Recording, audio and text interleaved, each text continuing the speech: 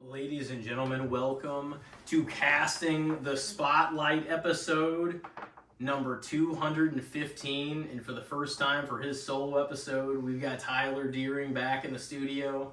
Thank you, gentlemen. Thank you very much. Tonight, the spotlight is on you. What?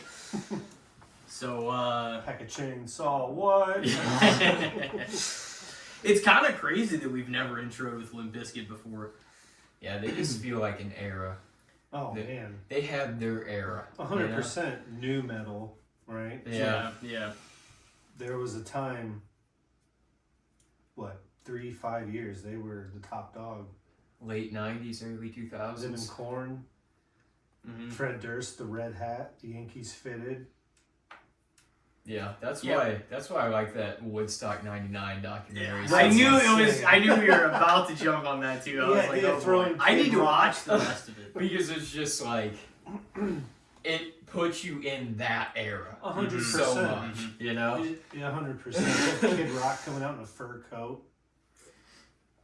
Yeah, it was like 100 degrees. He's coming out in a fur coat and shit. Right? He was on top of the world too, like at that 100%. time. Dude, that Kid Rock, that was some that badass album, shit. Devil Without a Cause. Devil Without a Cause was a fucking banger all around. Like I have seen so many people too, just put that album over. People of all different backgrounds, people that are just like, that album kicks so much ass. And Well, I'm like, was an era. just even the album, like the artwork was hard as fuck. Yeah. Like the cigar, it's like, oh man, The chain. It's like the red lighting. Yeah. The cigar. everything about it. Well, yeah, there was like an era where they captured that. They put him on the level of Eminem. Because they were like, oh, they're both the Detroit white guys that are in the hip-hop game. And obviously, you know, career paths kind of just insane. different, but yeah, that was an era. That was awesome. Yeah.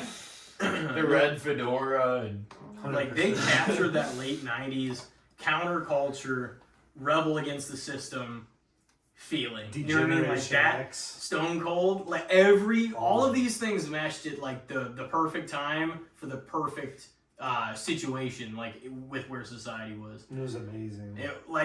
And even looking back, and I'm like, I love so much stuff from them. Like the movies they released, Blockbuster, to the music, to the wrestling.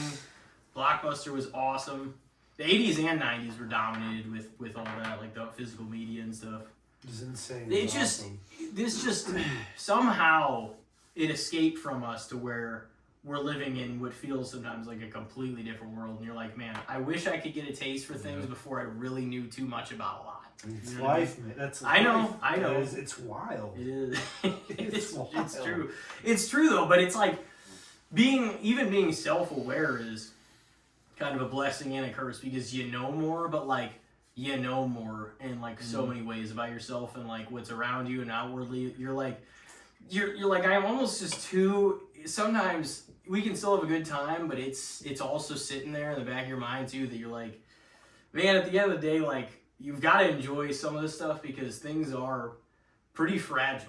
You know what I mean? 100%. Life and society and oh man. So I don't know. I don't want to take it down that rabbit hole or anything. But no, it was like that time was awesome. I mean, I loved growing up with all that stuff and like Game Boys and CD players and like all cassette tapes even. yeah. It just feels like such a different place. Like now. the Trapper Keeper full of CDs, just flipping through. Oh yeah. I mean, that's also like somewhat some of that stuff, like CDs, for example, like. Some of that is just nostalgia that we like hold highly now because it is far gone. I feel like because like it's awesome. CDs, bro. CDs kind of sucked. I ain't gonna lie. Like I have to buy this whole thing they for 2 skipped songs. and shit. Right. Wait, I just like that song. We gotta buy the whole album. You would have had to do it with vinyls though too. Yeah. Or cassettes. Yeah. Well, if it's that reason, but you probably mean the functional reason. Yeah, just that too. Yeah. Like the functionality Hit a of pothole. in a car, dude. I remember like being a kid and having a CD player and being so excited, and sitting in the back seat of my parents' car on the ride to my grandma's house, like Just with trying my to CD hold player it. and like holding it out Just trying to hold so I it. could listen to my Smash Mouth album, and this shit was just like every bump we hit, I'm like, God damn, man. So I'm not missing that era necessarily. In that sense, like CDs, I'm like, yeah, if you're like sitting in the house, like pop a CD in, that would be kind of cool. Like just same thing as vinyls. Like it's kind of cool in that sense. But like when I think about the functionality as a child, whenever I was actually using them in their era, they pissed me off a lot. When Yeah. DVDs first came out. And somehow you thought like maybe punching your CD player from time to time was break stuff was gonna like help the problem. Ah! It's just like, Then you had to rely on your parents to get you a new one, and if you broke it because you were pissed, the likelihood of that happening was less. you know what's funny is, now you know my brother too, at least mildly, you know, go at the hog and stuff now. There's a little story. It's not like too much of a story, but it contains a CD player story. Corey was doing that exact thing. Like he was in the back for like the last 10, 15 minutes. This is probably almost 20 years ago, 50, you know, however long. Right. And he was in the back just like Seems like yesterday bitching, though. yeah, just bitching about the CD player like it wouldn't work. So he was like, I guess trying it to make it work. And me and my mom and Haley and Corey were all, at least us four, maybe Harry was there. We're like going into like Wendy's drive-through it, I think whenever it was still in Festus. And my mom just gets really mad at him being mad at it and just takes it and like chucks it against the ground out the window of fucking Wendy's. Shattered it. Oh yeah. Well, apparently to him, I mean, he was already hitting it. It wasn't working. But she just got Well, I'd mad. be pissed, like, yeah, the CD player maybe's not working, but you fucked up my CD, too. Yeah, that's true. At that point, it's like, fuck, now I can't listen to my Linkin Park hybrid theory anymore. You fucked it. I don't know if he even remembers that, so I was like, it's funny that I you know, went in the file bank and like recovered that memory because that was like, I remember her distinctly doing that. Or how about trying to go to a like CD store and buy a parental advisory CD Oh, yeah. and try to find someone that'll buy it for you. Like, no, Tyler, you can't have that. Man, I gotta find someone who's gonna buy me this, right? That's wild. Wasn't it Walmart that cared more about like, because they always made their CDs edited. Correct. They You did. couldn't buy explicit. They did, yeah. Like music there. That was shitty. Dude, I remember that era, dude. It My was- parents always made me get my CDs from Walmart for the 100%. longest time. So like you always had to find that friend who had an older brother, right? Who's like 17. Mm. My very first explicit CD was because of the cover, Blink 182, when they had Janine Lindenmuller on the cover. Enema of the State, right? Yep. Yeah. That was the very first one I owned. And I had to, like, I threw the cover away, right? So, what's this? Oh, it's just Blink 182. What's that? Nah, nothing. Threw the cover Yeah. away. Times have changed. Couldn't see the parental advisory sticker. Right? If there's The no parents cover. see that. Oh, no. They're If you think about it, they got away with some real dirty fucking business tactics though, because how many times, whether it's games, music, movies, you know, whatever, have they gotten us to buy the same shit over again on another format? Yeah. I mean, yeah, that's also just because technological advancements. Yeah. You know. It's just. But you can still keeping use up with the times. DVDs and stuff like that. Like you can still Oh, use yeah. those instead of watching on streaming. Yeah. But I if you still have the tons of streaming- DVDs. Yep, I do. We do too. Yeah. Tons of them. I still collect physical media just because I like doing it. Mm. I love popping a DVD in the PS5. Yeah. Yeah. It's a different feeling, kind of, like watching a DVD. I even thought about getting back into like VHS, Right. getting like an old TV that has a VHS player in it. I still have my PS2. Yeah, I do 3, too. 4. And one. I only have the 5 plugged in. The others are all put away. Mm. But I can't get rid of them. No. I can't. It's Yeah. it's the more physical memory cards that are with them too. Yeah. Right? I plug in the memory card for this game. It's memory more worth card it. for that game. it's more worth it, I think, for you to have it and keep it and like recall and still have those memories and also in case you want to use them, rather than get rid of them and then I wish I still held on to that because as times move on, like people are now really starting to play the old systems again, and just have fun I'm with not gonna do it. it with the money. I'm not gonna do anything with it. No. Like, I don't Well, and I mean, you could spend it in like a fucking 10 minutes. like why? So it's right. So it's like, is that worth, you know? No. Because then again, what if in 20 years after you do that, you're like, fuck, would it still be nice if I had that? I could play it. Just to plug it in one more time. Yeah. Dude, yeah, I was like, I think I saw a post about this the other day whenever I was just endlessly scrolling, but it kind of like just brought this up into my mind, how it feels like we're living in a different world now than kind of the one we grew up in, and the physical media and everything like that. It's like kids that were born like 2019 on, basically, or maybe even a little before, but especially then to now, like, they won't know or remember really a world without AI. Like, they're going to grow up with that, so it's going to be the norm to them, and we're going to be the old fucks that are like, what the fuck's going on? What is this? I don't know how to use that. That's going to happen probably sooner to our generation 100%. because we're aging out of this shit way quicker than people before us did. It's laughing at us.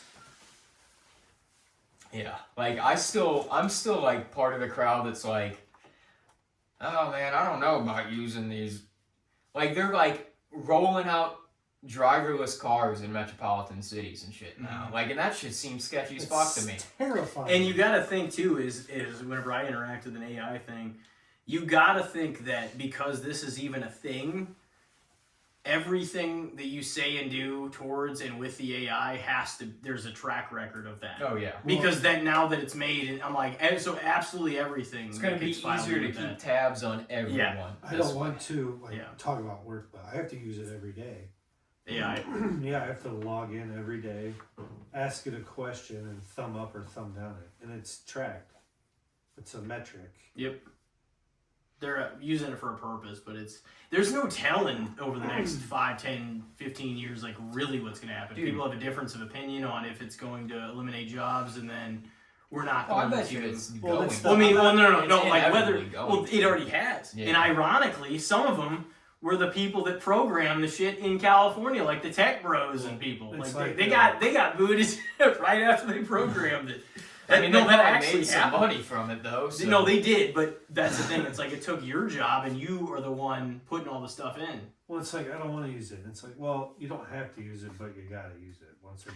It's Eventually, they're gonna make a world where you are going to have to use it to function. Like, it's gonna become just a norm part of society. yeah. So I mean, there is we don't really have a choice but to adapt if we're going to, unless you just push it off. But I mean, I don't really interact with them that much, but I try not. Yeah, I'll that's the plug some same thing. stuff in. Like, I'll look up stuff on Google myself if I want to learn something or know something. I'll read an article, bro. I don't need. Yeah, 100%. I don't need to ask AI to summarize a bunch of shit for me. yeah.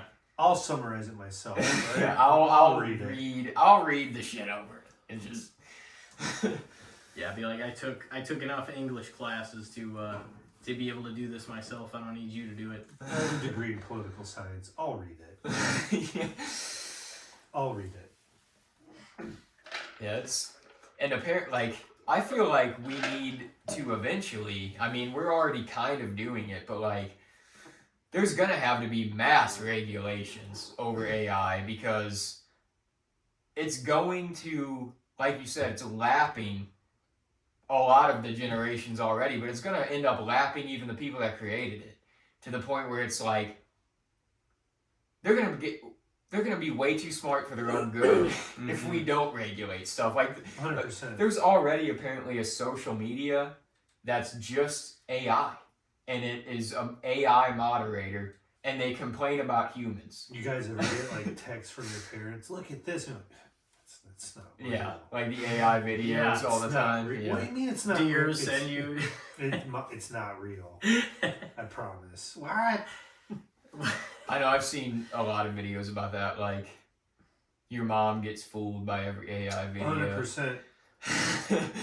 Stay off social media, Mom. Yeah. You've aged out of social media at this point. You don't get it anymore. I feel like I can decipher like most of them, but whenever they are using real people for like what you can imagine like are actual circumstances, it is hard to tell. Like if it's not too ridiculous and you're like, okay, did somebody make this or is this you know what I mean? I felt like that for multiple things that I've seen. But I mean, we'll see. Time will tell. I just sometimes I wonder if the world is going to adapt with how quickly that's changing. You know, and what this is all going to look like. Oh yeah, I don't think like with how fast technology is being rolled out constantly for the past couple decades. We just went to the moon in the 60s. Yeah, That's insane. so it's like it almost feels impossible for humanity to keep up with the rate at which technology is advancing. Yeah. Like, we're either going to have to... There's going to have to be a generation that's just... They're going to be the new rebel cause that's like, fuck all that. And they don't want to be... They're anti... Let's all go to the woods, right? Anti-social media, Right. anti-this. We'll see what happens. Yeah. Otherwise, yeah, I mean, it's... In our lifetime, it's realistically going to take over. Like, not to go down that rabbit hole. It's terrifying. Yeah. I don't want to bring children up in this. Yeah. So I mean, This that's is a whole other part. terrifying. Did you always not want kids, or are you of the opinion of? There Yeah. might have been a time. There might have been a time when I did, maybe, but I don't know, man. As the years tick by, it's like, Yeah. dude, I don't. It's getting crazy out I've there. been to some wild places and seen some things. Yeah. I'm not trying to but I don't know. Just bringing a kid in this world's wild. Yeah, evil rules this world, man. Oh, it's real. Yeah. It's real. Yeah. Yeah. Not to go. I mean, I feel like this whole episode, I'm just going down a rabbit Oh hole, no! I but- mean, Oh, we're gonna start. we talking can about go the wherever. Rumble. Without we have to put that as just throw it. You know, like if it gets to that place and we're just talking deep. You know, it's not that it's morbid. It's some of these things we don't know how it's gonna happen. We don't. Doesn't mean that we're trying to be negative. We're It's like, living in it. we have to kind of Yeah. predict and see. I've personally Always been been going down a lot of rabbit holes I think we all myself have. recently. I think we all have. So it's I'm like serious. Yeah. that's prevalent No, in my mind. You 100%. Mm-hmm. I think we're opening our eyes. Yeah. Yeah. I mean, and it is scary, but hey, man, we're all still here together in a room talking on mic. Boom. We're gonna start talking about the Rumble. Yeah. Did you guys both watch the Rumble? Yeah. Oh yeah. Okay. Watch it live. Oh man. So what do you think? You think AJ's done? I think in WWE. Yes. You don't think altogether? No. Why would he put on the gloves again? He's. But I mean, NXT. yeah. The thing is, there was some reason for that. Maybe he just. I don't know if Yeah. that was it. It does also feel like because Cena went out accepting, he accepted it. Right. And AJ went out kicking and screaming like he didn't accept it and he passed out. That kind of makes it feel like it's like he still wants to hold on, you know? I thought someone was gonna ruin the match. I did. I thought there was gonna be something wild that was gonna happen. Yeah, I don't know. I I predicted that Gunther would probably beat him, but I don't know at this point. Like, I feel like, yeah, like you said, he's probably done within WWE, but I don't know if he would go anywhere else. Maybe he would. Maybe he wants to have other matches, but it also kind of feels like he's getting old, and he wants people to remember the best of him, and he wants to spend time with his family. Nothing So I don't wrong with know. that. It could go either way, really. I don't know. It doesn't automatically mean that, oh yeah, he's gonna have another match, or even in WWE, maybe it's somewhere else, whatever. But there was some reason why he didn't take it off. That had to have been part of it, and I just felt in a way maybe it was inconclusive. I don't know what they'll do, but I don't know. It did make me wonder. Like I don't think that was for no reason. Whenever he like was gonna put his gloves and maybe his boots down, and then he just didn't, and they put him back on. It was like I don't know. It feels a little left undone. Oh, the story's not there has to be. I guess we'll see. Once again. Yeah. I mean, that's a whole other way to get Gunther more heat. On the flip side of it, though, being like, AJ wasn't ready, and he still made him, you know? He's at least in the story. He's going to basically retire a few more guys, for sure. I don't think it's over. No, he has to retire a few more. We gotta keep building. Brock could be one. Sometime, I think maybe Dom will have Ray's last match, but Ray's gonna retire at some point. Has to. Obviously, Brock. Who else were we talking about earlier? I mean, Jericho's gonna come back, and then therefore at some point he'll have his last match. Beyond that, there was somebody we were talking about earlier, and I can't remember who. Oh, Randy. We're talking about that's right. Viper. Yeah, I feel like that's. Punk's last match won't be against Gunther. That's the ultimate, though. That's like the crowning moment, because it's like the legend killer versus the career killer. Mm-hmm. So you have to give him a couple more bodies. He'll probably get Brock, maybe. Yeah. Gunther. Brock was tossing some people out. And he got eliminated during Jey Uso. His entrance, While we're eating, Brock's getting tossed. What? Yeah. That was kind of weird. It was weird how a few people, got eliminated. It was not my favorite Rumble. Yeah, I feel like, honestly, at least personally, like, I'm not mad at either winner or anything like that. Like, I think they were both fun Rumbles, and I enjoyed both of them, but I kind of like the women's a little more. That one was kind of weird, too, though. Like, it was like I don't know. The Rumble's over there. It came out at an odd time of the day. It had a whole different kind of vibe. Yeah, we're going to get Mania that time of the day next year. I know. It's just... That's going to be unique for a WrestleMania to be airing in, like, the middle of the damn day. And I'm not Twice, right? Just 2 days? Yeah. Saturday and Sunday. I'm not necessarily, like... angry at them that they're getting a Mania or anything, but it's also just kind of like, man, it almost feels like it's taking away the... It's ours. The umph. It's, come on. Yeah. Deserves to be at night. And it wasn't in London before it was in Saudi? Yeah, it should have gone there, if anywhere. I mean, weird. What, Toronto's got one already, right? Or Montreal? Bending the to the oil money. Yeah. Yeah. That's what you said.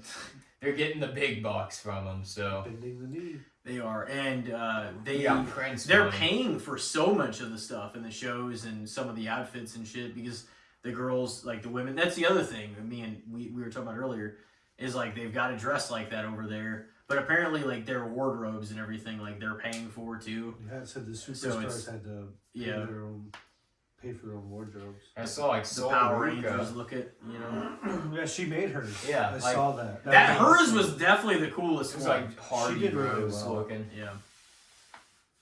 Yeah, I didn't think like they looked bad or anything necessarily, but it was kind of just strange because it's like it almost does feel like it's kind of like it's weird because they're showing less skin, but it almost feels like they're taking away from the women by being like, oh, you gotta. I mean, I get it.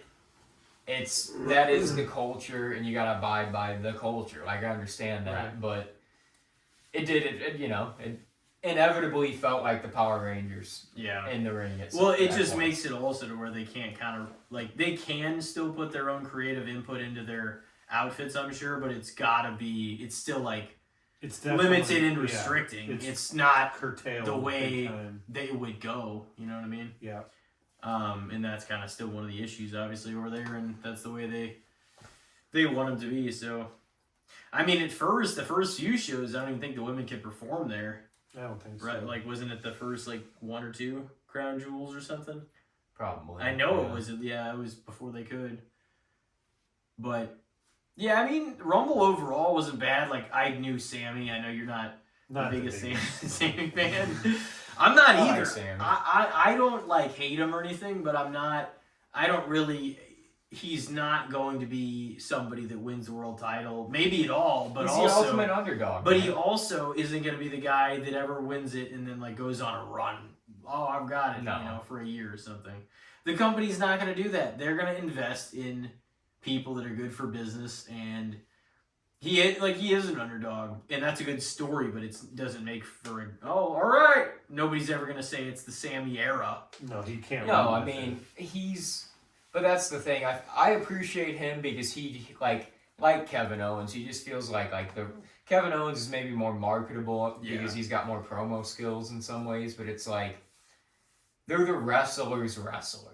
Like they came from the indies, they grinded. Like they don't have the look, but they're damn good at what they do. Mm-hmm. You know, so like I like Sammy a lot, but yeah, I don't think he's gonna be like. He's going to hold the title for a year, even through like probably their most prominent months or pay-per-views. They might give him a SummerSlam or something like that with the belt, but you know, like I really am a fan of his, but I was just kind of hoping because I like Sammy that he would pick up the belt at Rumble because I'm like, then we can at least, even if he loses it at Chamber, he'll at least be in the picture for the title at Mania. That was my only hope. I'm like, because now I don't really even know what they do with them. You know, because it seems like Fatu and Cody for sure are circling around. They can always plug him in somewhere. Yeah, he But might he's not still gonna be end like up. a prominent thing. KO's still out for a while. I think he had what was his injury? It was like It was a neck. Serious. Yeah, bad. He had neck surgery. Yeah. They didn't even know if he was going to return at one point. The necks are always what do it for, like, Paige / Saraya and Edge, Daniel Bryan, like when all that stuff, that was like the biggest issue with their careers. I mean, Stone Cold too. You can't mess with the neck. No, not at all. Yeah, that's not a spot to be screwed with. It's once you have damage to your neck or like something bad goes on in your neck, it's like you're probably going to be out for a good while. Spinal cord or. I mean, there was an era where it was like you're probably done. Yeah. Yeah, they thought that for a lot of them until like the late 2010s. Like when all those guys, and girls like came back, like Paige came back, and Saraya and AEW, and Daniel Bryan was going to go back like probably to the Indies unless the WWE doctors finally cleared him, and then he had that whole announcement like 2018 on SmackDown, and then he went on like another like run until he left. But yeah, I mean, and Edge too. They thought all of them were done. Edge, man, it's about time for him, probably. Oh, for sure. Yeah. Yeah, he's got a lot of wear and tear now. And he's been doing crazy stuff over in AEW. I know. It's like jumping off the cage. you're this old and this beat up, and you Still go going. to the company that's probably you're gonna do more insane shit on a weekly basis. I mean, if he's happy there and he's with Christian, whatever. But it's like selfishly, I want Edge to end in WWE because it's fucking Edge. He's one of my favorites of all time. Like I don't want him to not come back, but it's probably he's not gonna come back at this point. What do you think they'll do? Have a match like against each other at the very end, or have like a tag team match, one more with Edge and Christian against somebody I'd like a tag team. That'd be cool. for both of them to go out? Yeah. I think they're gonna go out in the same match. That's one of the reasons they're there for Edge. It's crazy to think that he even went there because he had his whole run and his whole career in WWE. Yeah. And so he still was like, he's like, I still want to end it with Christian and go there. I mean, it was just unique too because he was such a star. Like you didn't see somebody jumping ship after a whole ass career in WWE. Yep. So you got tickets to SmackDown, right, in April? Yep. Oh shit. It's gonna be cool. I went to Backlash. Yeah. Yep. Us too. So hit up SmackDown. It's Friday night. Why not? It's on the road to Mania too. I know it's One like of the last early ones. April, right? Yeah. It's gonna be awesome. Those should be some of the best shows It's of gonna the be year. great. I know. I kind of thought about grabbing a ticket to it as well.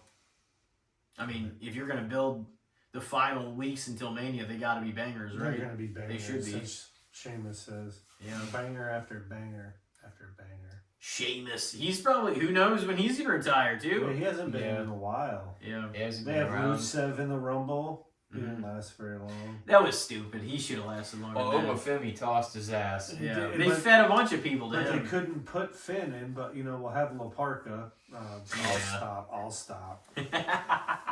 What's his name? Fucking Mr. Iguana. Thank you, but we can't have Finn Balor in.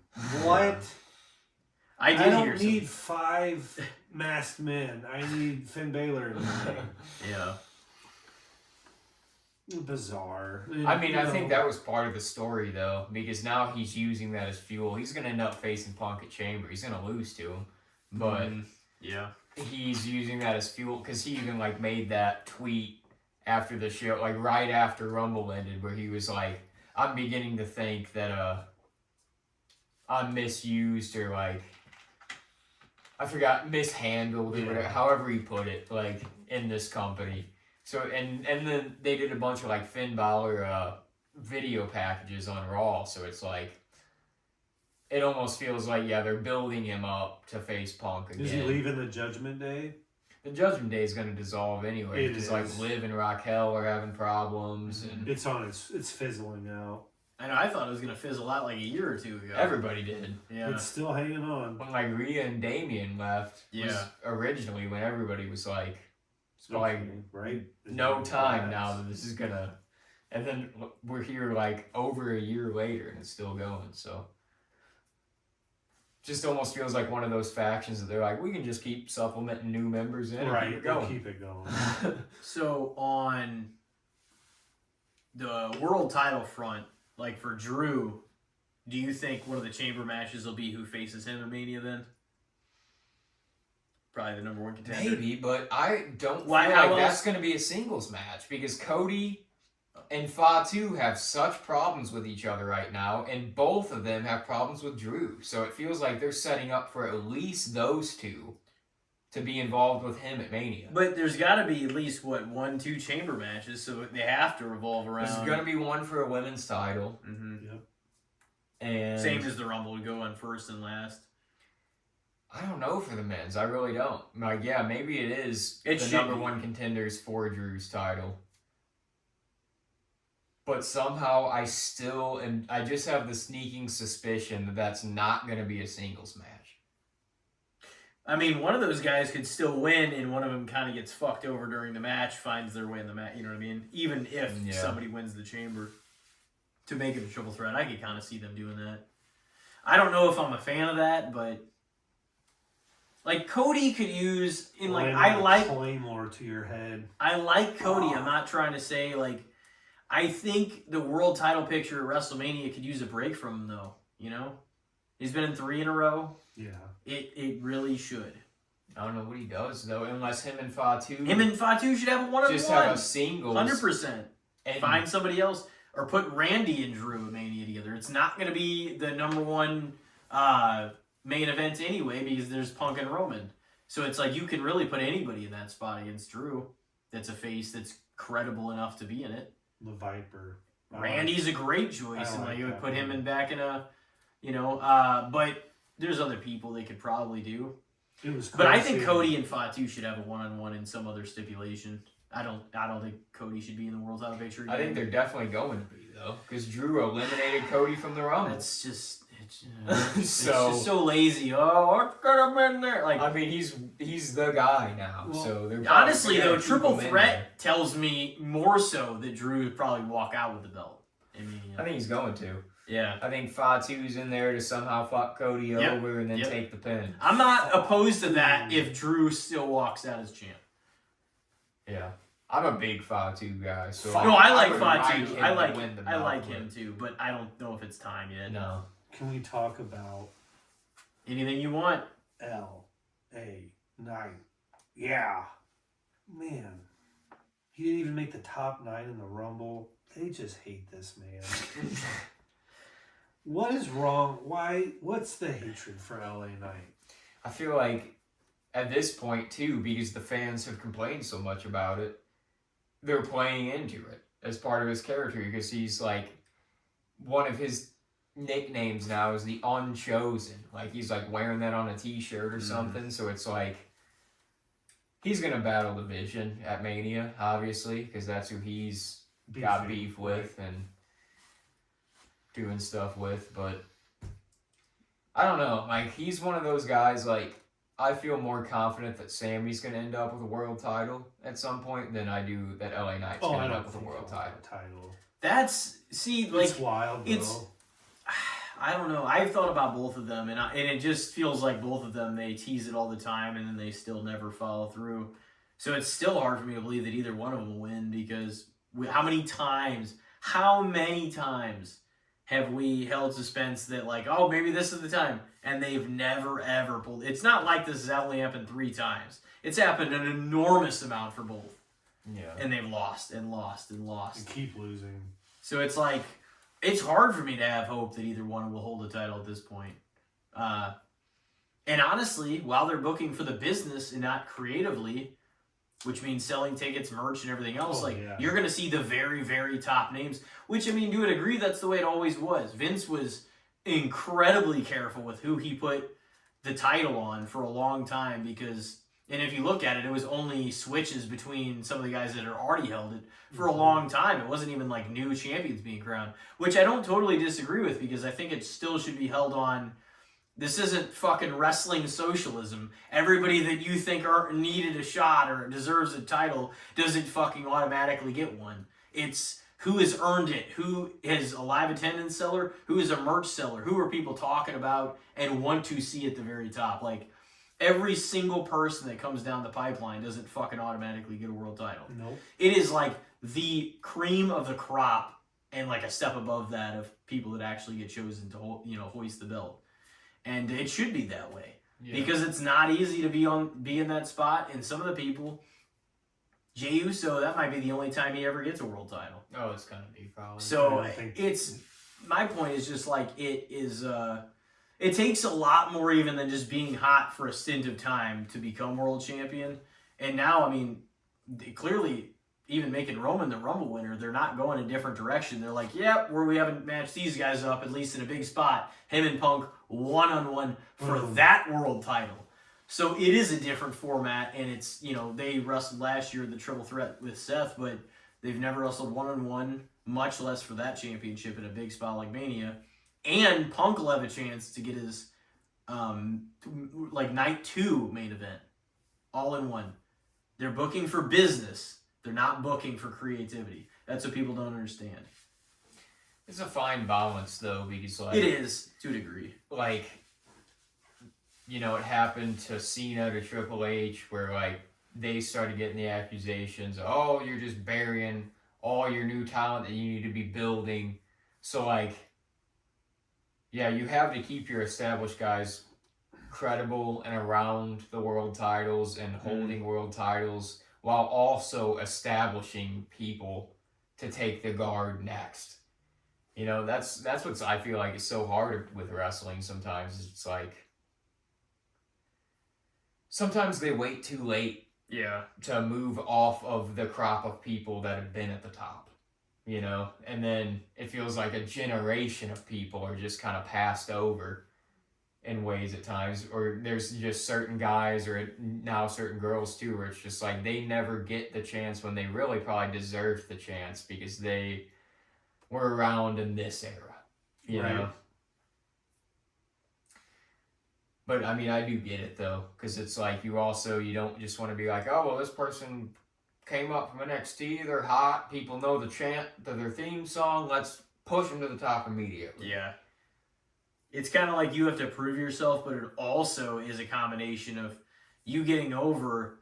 But even that, with LA Knight and the way Sammy's cheered sometimes even that in the love and support of the audience isn't enough. If the company, even if you get yourself there halfway to where they are, if they're like, yeah, you're not the one, you're not going to be the one. So it's like, it is so hard. Even look at Seth. Seth is so talented. Like in the ring, he has only become better with his mic skills as times went on.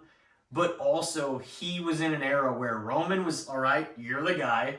Oh, Cody comes in. And it's like Seth still didn't really have room to kind of really break. I mean, I guess last year he got a little bit of that.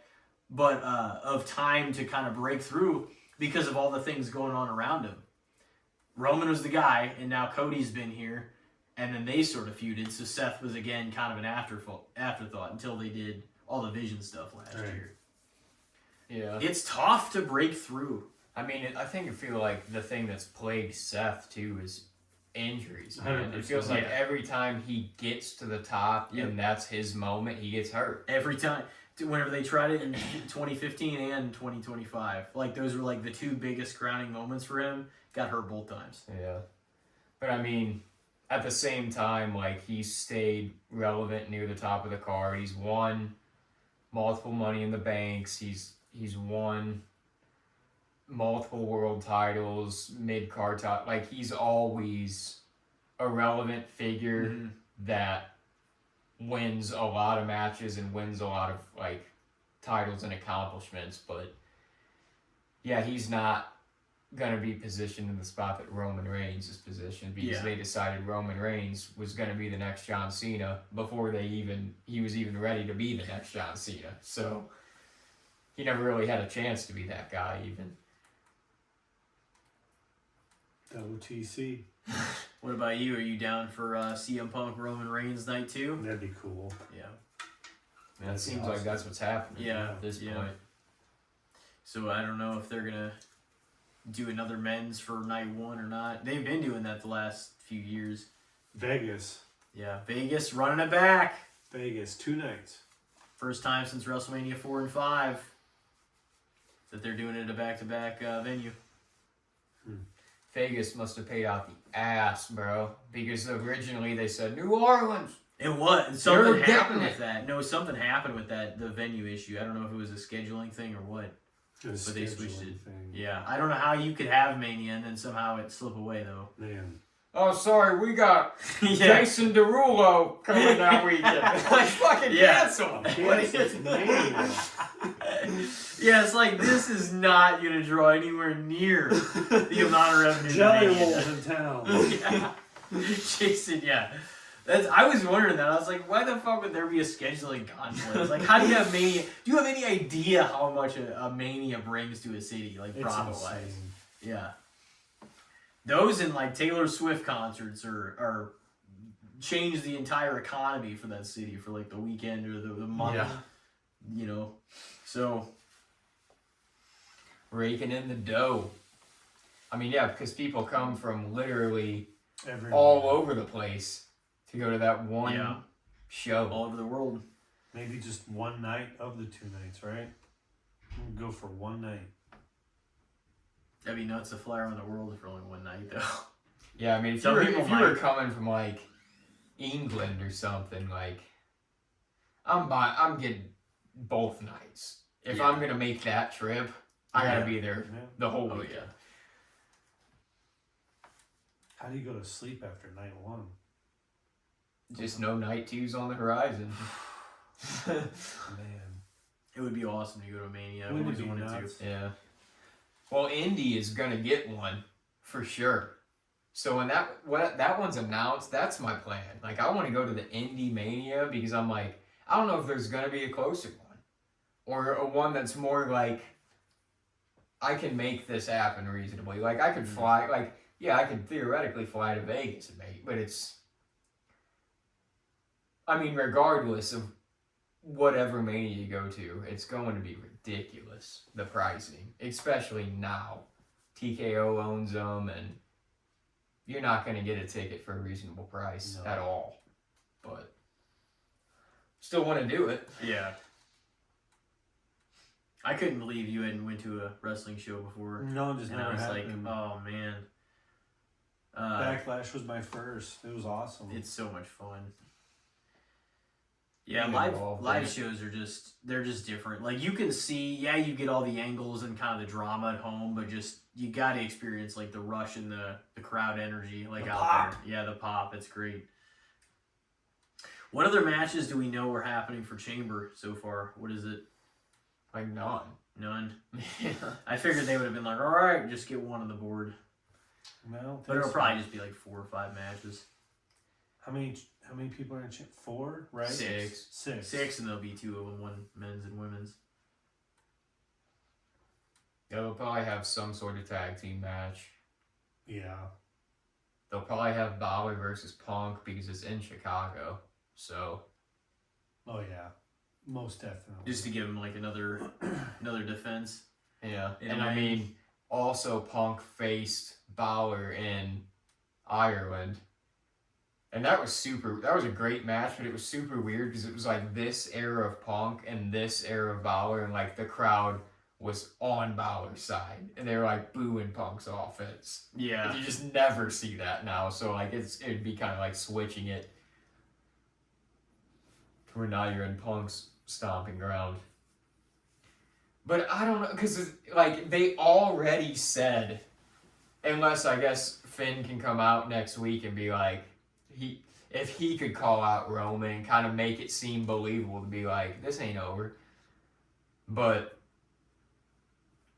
it feels like unbelievable at this point that you could have any believability that Finn could win the belt. Because they already cut that Punk Roman promo. Yeah. Yeah. Finn's always came up short too. He's another one of those guys who gets eliminated the last He won the last Universal time. title. Yeah, The that first had to get ever. out. And ever since then, he's never really gotten anything else. I know, because he It's had crazy. to drop it to injury, and then he's just never been at that spot. Same in as the card. Knight. Same as Knight. He's always like, oh, the last to go in this battle royal or this tournament, the last to get eliminated. He's got the shot. He gets knocked off.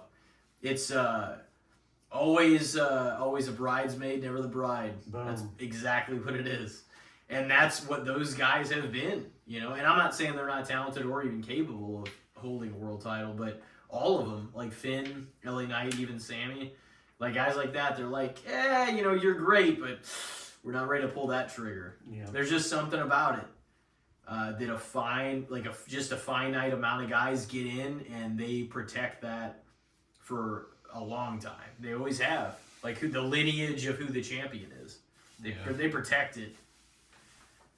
Yeah, I feel like it was probably, I mean, we'll see with this coming era. Triple H will still probably kind of hold that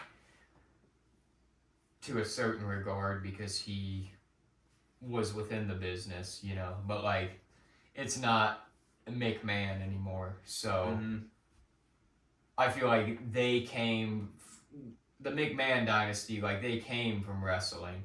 So they kind of got that where it's like, you earn your spot. But now that it is more corporate, you might eventually at some point, I'm not saying it'll be even within however long, because Triple H is going to stay at the top, kind of in control of things in a way, but they'll probably start hot potatoing it and putting it on people and testing it a little more when it's out of the hands of wrestling royalty in a way, because Stephanie and Triple H, they still get it in that kind of sense. Yeah. And Shawn and like all those people that are still working in the background, but there's going to come a time, I mean, there's always going to be protected in a sense, because there's always going to be the generation that ages out of doing it in the ring, and they're going to do it backstage.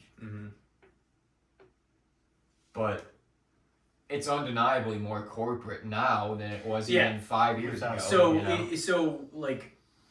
They don't book. They still book. They're gonna book for like business reasons too. So like they're gonna keep it on certain people before they're ready to pull the trigger. I mean, they put it on Jay, and then they pulled it right off him, and now Drew's got that belt too. And this is the first time that the World Heavyweight title is kind of being put and positioned at a more prominent spot than the WWE title in the last. They said it's not. This is the first time it's actually going to go on last since WrestleMania 24.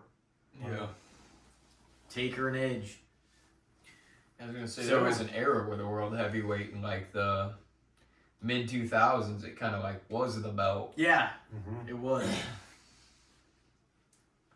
Now it kind of feels like we're back to where they're both kind of on even playing fields, where it's like it kind of is just dependent on who has the belt and what story's hotter in some ways, because it's not like either of them are lesser than the other. It's just kind of... Roman, there's an argument that Roman will help elevate that belt too, because he's never had that one that Punk's got now. And so now it kind of dwarfs in a way, even though that was Cody's belt, like the one that Drew's got. Now, like the Roman's going that way, and it's Punk, like it is the more heavily contested title.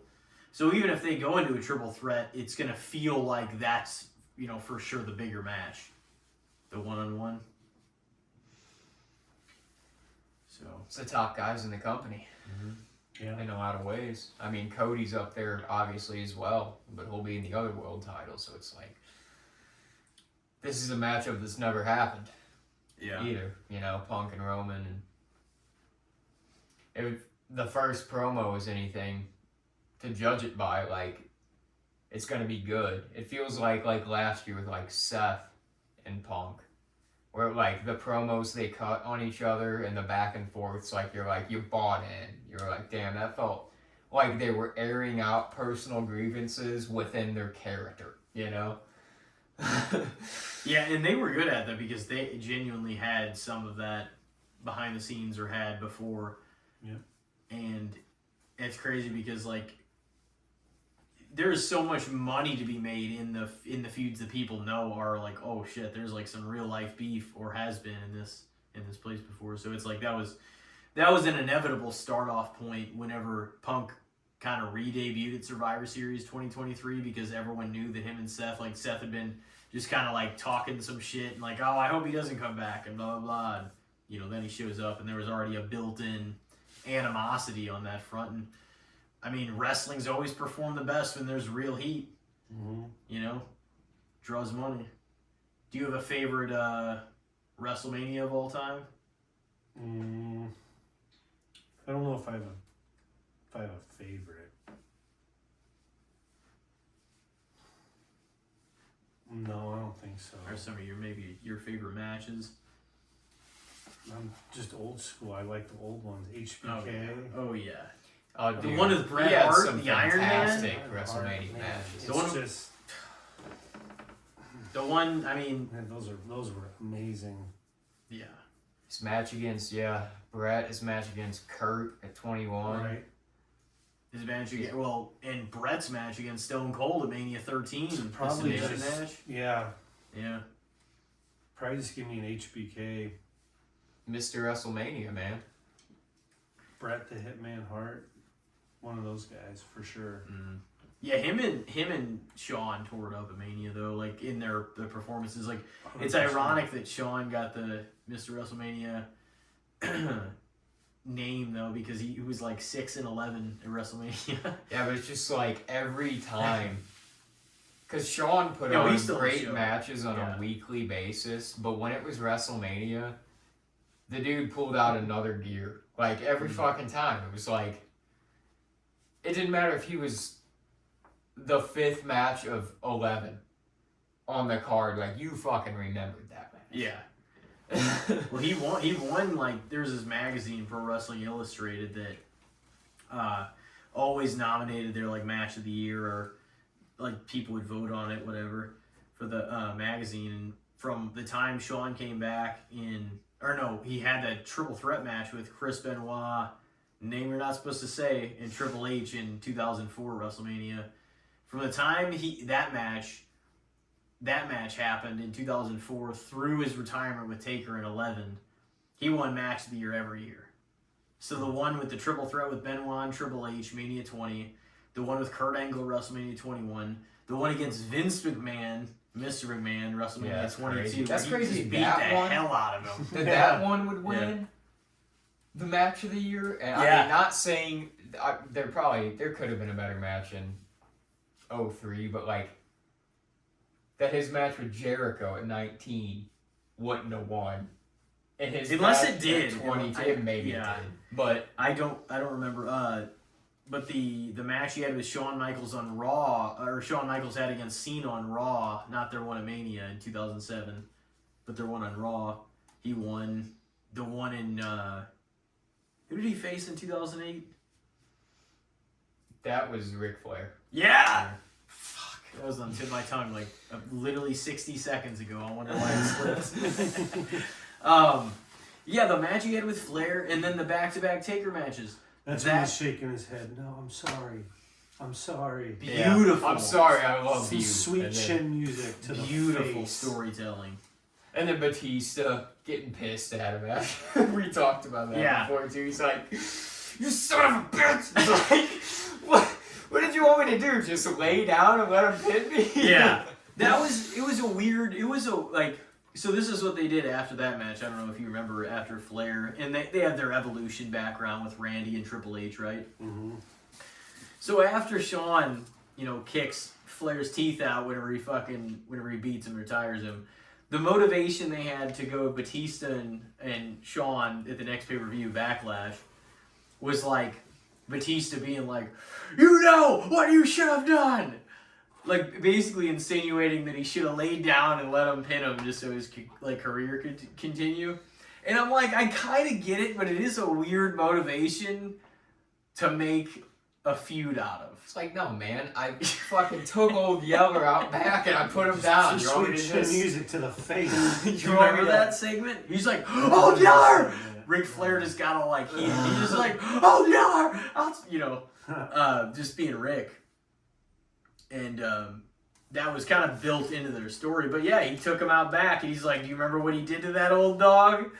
And I mean, he put him down at the end of the day, and then Flair couldn't accept it. And then he fucking went to TNA, had a bunch more matches that he shouldn't have had. And then 10 more retirements after Any that. match after that match, he shouldn't have had. I agree with that. Yeah.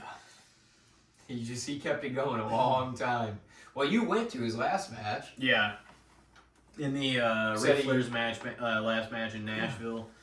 Well, you said you thought he fell asleep on the outside, but didn't he have some medical episode or some shit? So he was 73 already at that point. It was 2022, July. Unreal. And we go out Still there, trying me and Corey and my dad. And by the time he gets to his match, he was wearing a purple shirt and his trunks and everything. I think he bled, probably bladed. And he was on the outside of the ring at one point. It was what felt like for 10 minutes, just face down towards the mat on the outside. It's why are you doing this? Need the money. If I thought they said he had some kind of episode in that match.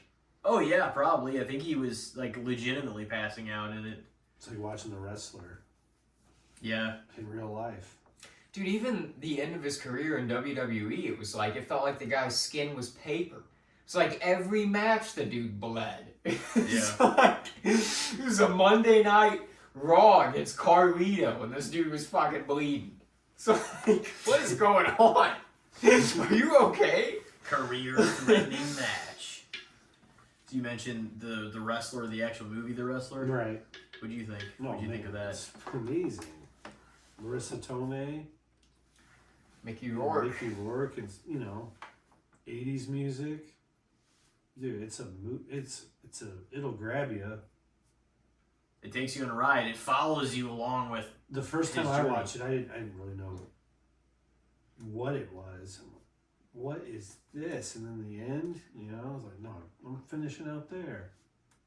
You could be with me, or I could finish out there. One more Ram Jam. I know that it was always kind of that was the spot where you're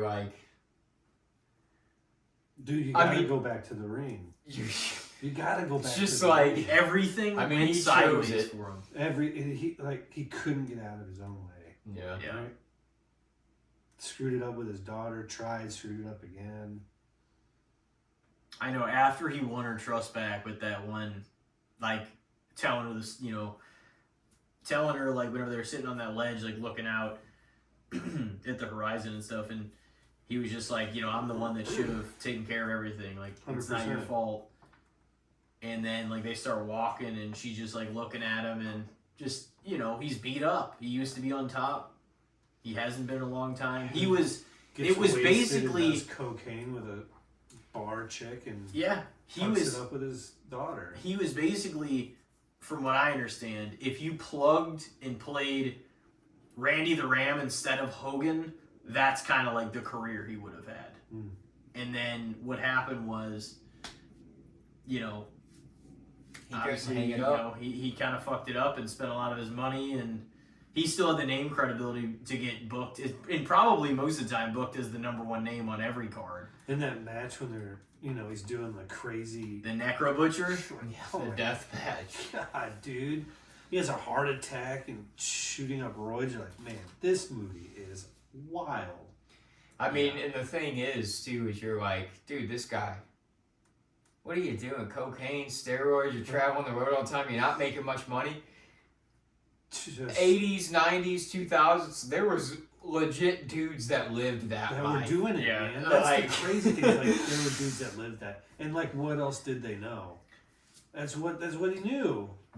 Take this for perspective too, is after WCW went out of business, everybody didn't get hired by WWF Yeah. or E later. Like they weren't gonna be able to, and some of them Vince didn't even want. So it's like, if they were making high dollar over there on TV every week, they immediately are like, well, where the fuck am I supposed to Where are we work? going now? If Japan? you weren't Goldberg, Sting, Hall, Nash, Hogan, like all the guys that were like real names, and even some of the guys like DDP that wasn't named fucked it up with didn't him. even last long at all after the invasion angle. They made him some fucking Booker, weirdo. Booker and Rey Mysterio had And obviously. DDP was old when he got into the game. Yeah. So, I mean, It worked out for some people. Booker and Rey Mysterio were still at a young enough age to where they could flourish and have another whole run in WWE, which they did. which they both did. Yeah. So I mean, Jericho, you know, Ray beat the standards too, though, because it's like, 619. especially with Vince in that era, that he was able to get over enough with the crowd where Vince just couldn't deny him, basically. Yeah. He's like, I'm fucking gotta keep putting this guy out here and doing shit with him. oh dude, Rey always, and even me as a kid, like you just found Rey I Mysterio like love fascinating. Like, Like this dude's just I wanted- climbing all over dudes. I wanted like every variation of his like wrestling action figure too. I'm like, oh, he looks cool in this, he looks cool in that, you And know. He had all the different masks and Yeah. contacts. Yeah. Doing 619s and his pants. He was so like, Yeah, he's but the man. that's dude. true. And like what's he whenever look like? Are they gonna rip his mask off? Oh, they're trying. whenever he won against Angle in Orton WrestleMania 22, that felt like a huge moment. Like, cause I was really behind Rey after like Eddie passing and them like pushing Rey kind of towards the moon. Which I mean, we have to acknowledge.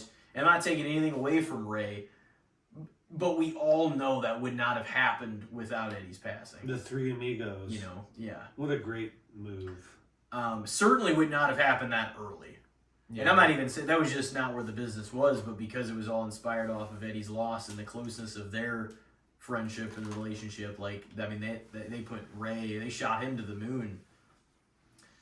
I still think that should have gone on last with Orton and Angle as a triple threat. Yeah, I mean, if you like, I'm one of the people that actually liked that Cena Triple H Mania 22, but like, if you look at that match actually as a whole now, that triple threat where Ray won the belt, it was like they really were cut for time in that match. Like, they didn't get to do probably as much as you would have hoped they could have done. Kurt even talks about that he's kind of like,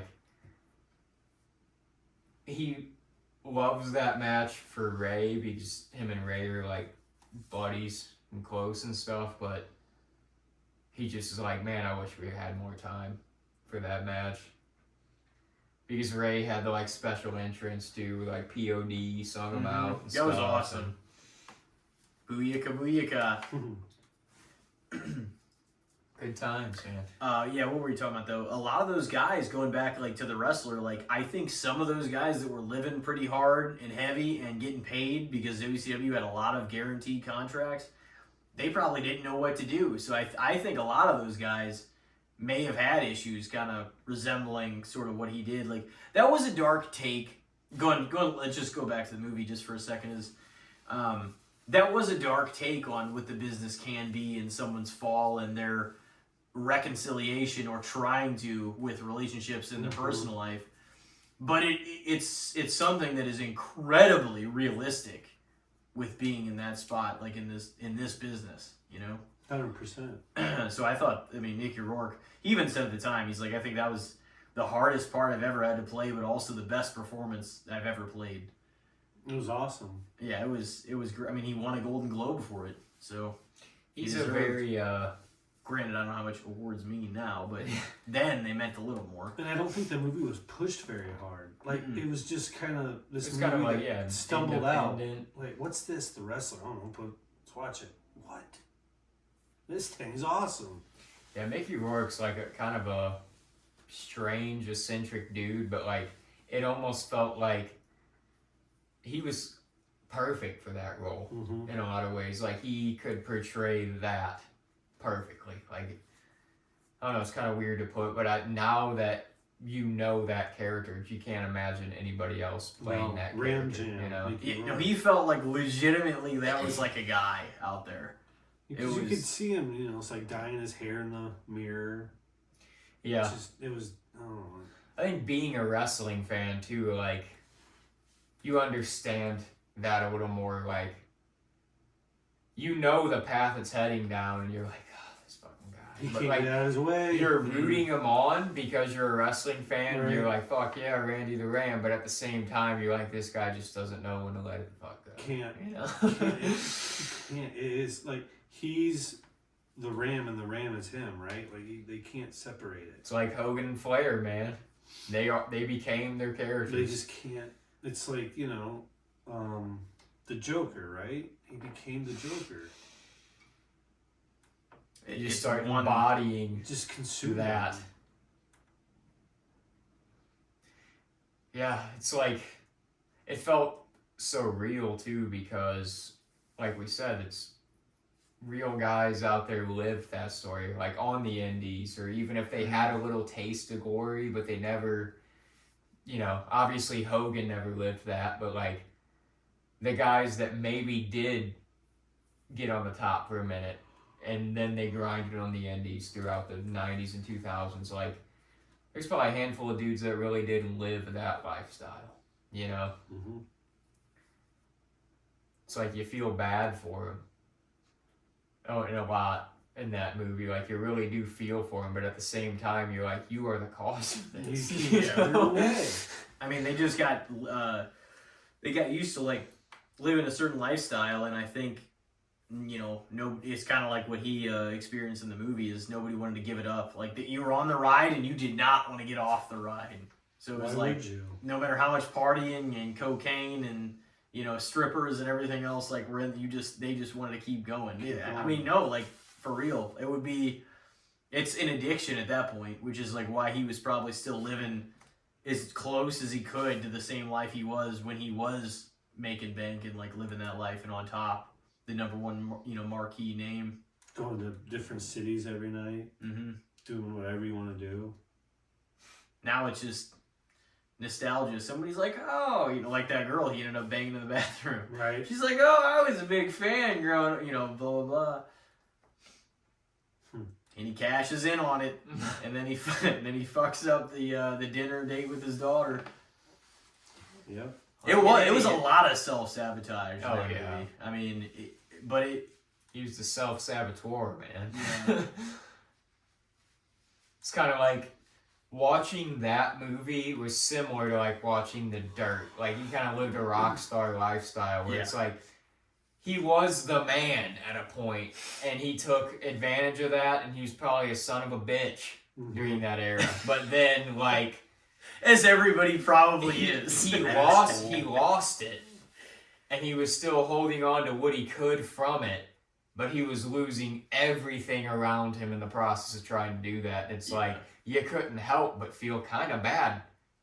Like, you couldn't help but feel bad for, like, Motley Crue in The Dirt, like, with rock stars that did the same thing. Like, guys, stop. You were the saboteur of your own downfall.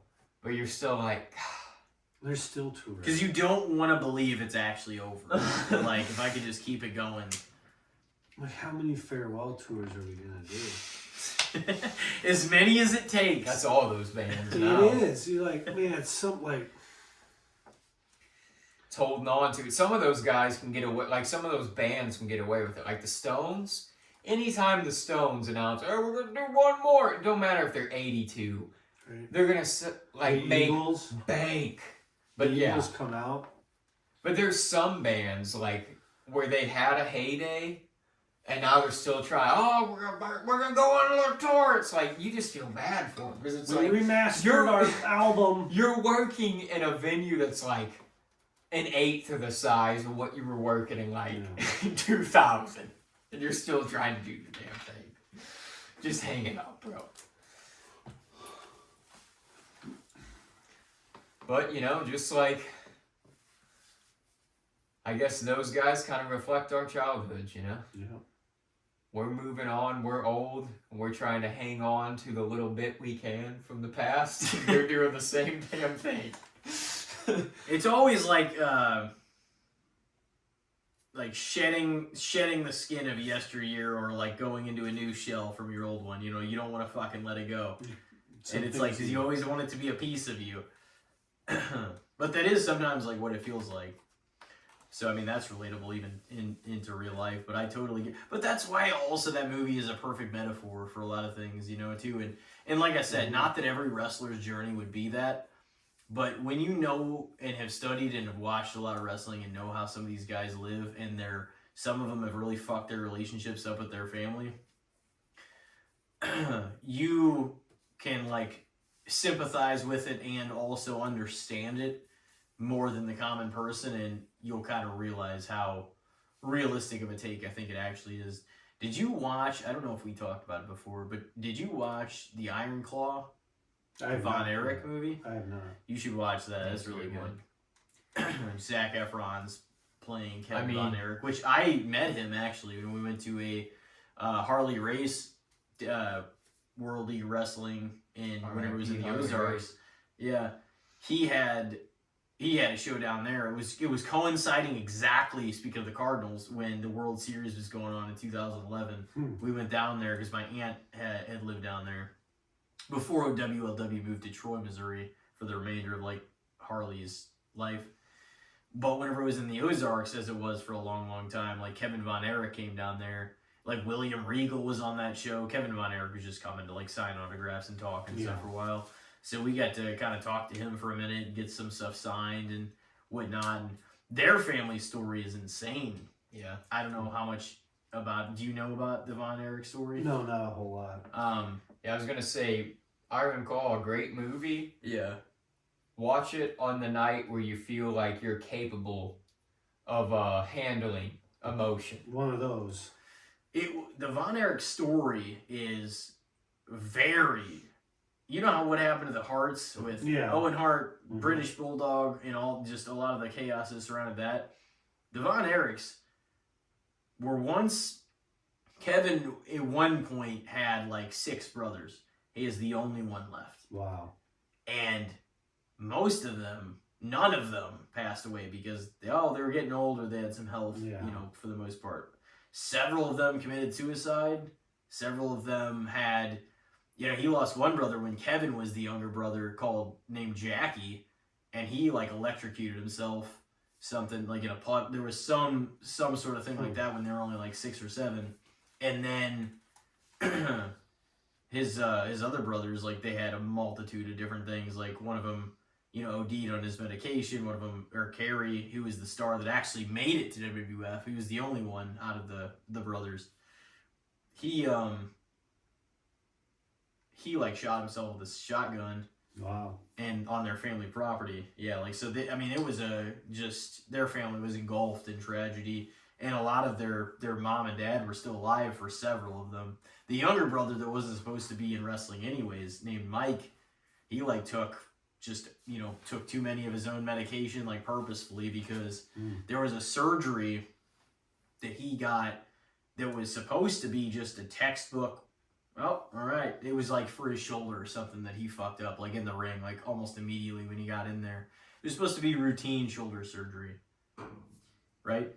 So his temperature skyrocketed to like over 106 Wow. during the procedure, and his brain Fried. for like 10 minutes was sitting at like 106. So he afterwards he came out completely different person, you know, and he already wasn't really supposed to be in the ring. And after that, the family felt bad, the brothers felt bad. Mike felt like he was, if anything, a burden on his family, as some people do often that commit an act like that. He, you know, so he just took himself out that way, and it was just all like, they show a few of them. There was a younger brother named Chris that I forget exactly exactly what happened there, but in the film they only show Kevin, Carrie, David, who I was actually missing completely from it. He actually He was the first. Yeah, he was the first one to pass, and that was from overseas. That wasn't even him committing it himself.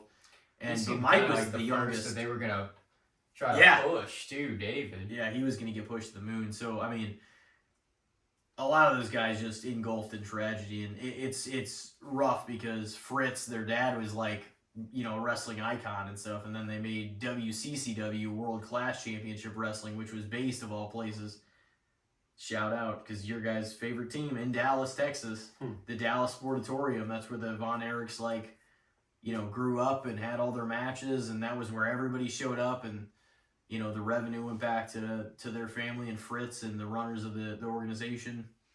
So, I mean, they had a whole thing out there, and, like, people loved the Von Erichs. Like, growing up, the Von Erichs versus the Freebirds. Michael Hayes, who's been a backstage guy for a long time in WWE. You know, they had a classic, like, 3-on-3 rivalry, like, all the time. It was, like, Stable versus, you know, the Von Erichs versus the Freebirds. That was, like, as legendary as the Hardys versus the Dudleys versus Edge and Christian. That was, like, the staple of the time, especially, like, in Dallas, like, where all the local people would go to watch the Von Erichs. So, I mean, they were, like, just a huge name down there. And, you know, the family's, basically their legacy is engulfed in tragedy because of that. But Kevin has had a couple of kids, and then they've had kids, and he wanted to, like, kind of rebuild his family and have, you know, a big family of his own. And they have now. Like, they actually have quite a few kids. A few of them are in wrestling. But I always wonder, I'm like, man, it's the mental fortitude that guy has too after, like, right, all of the stuff he endured. You know, it's crazy, and to have gotten to meet him is really cool. I took a picture with him, you know. Pretty cool.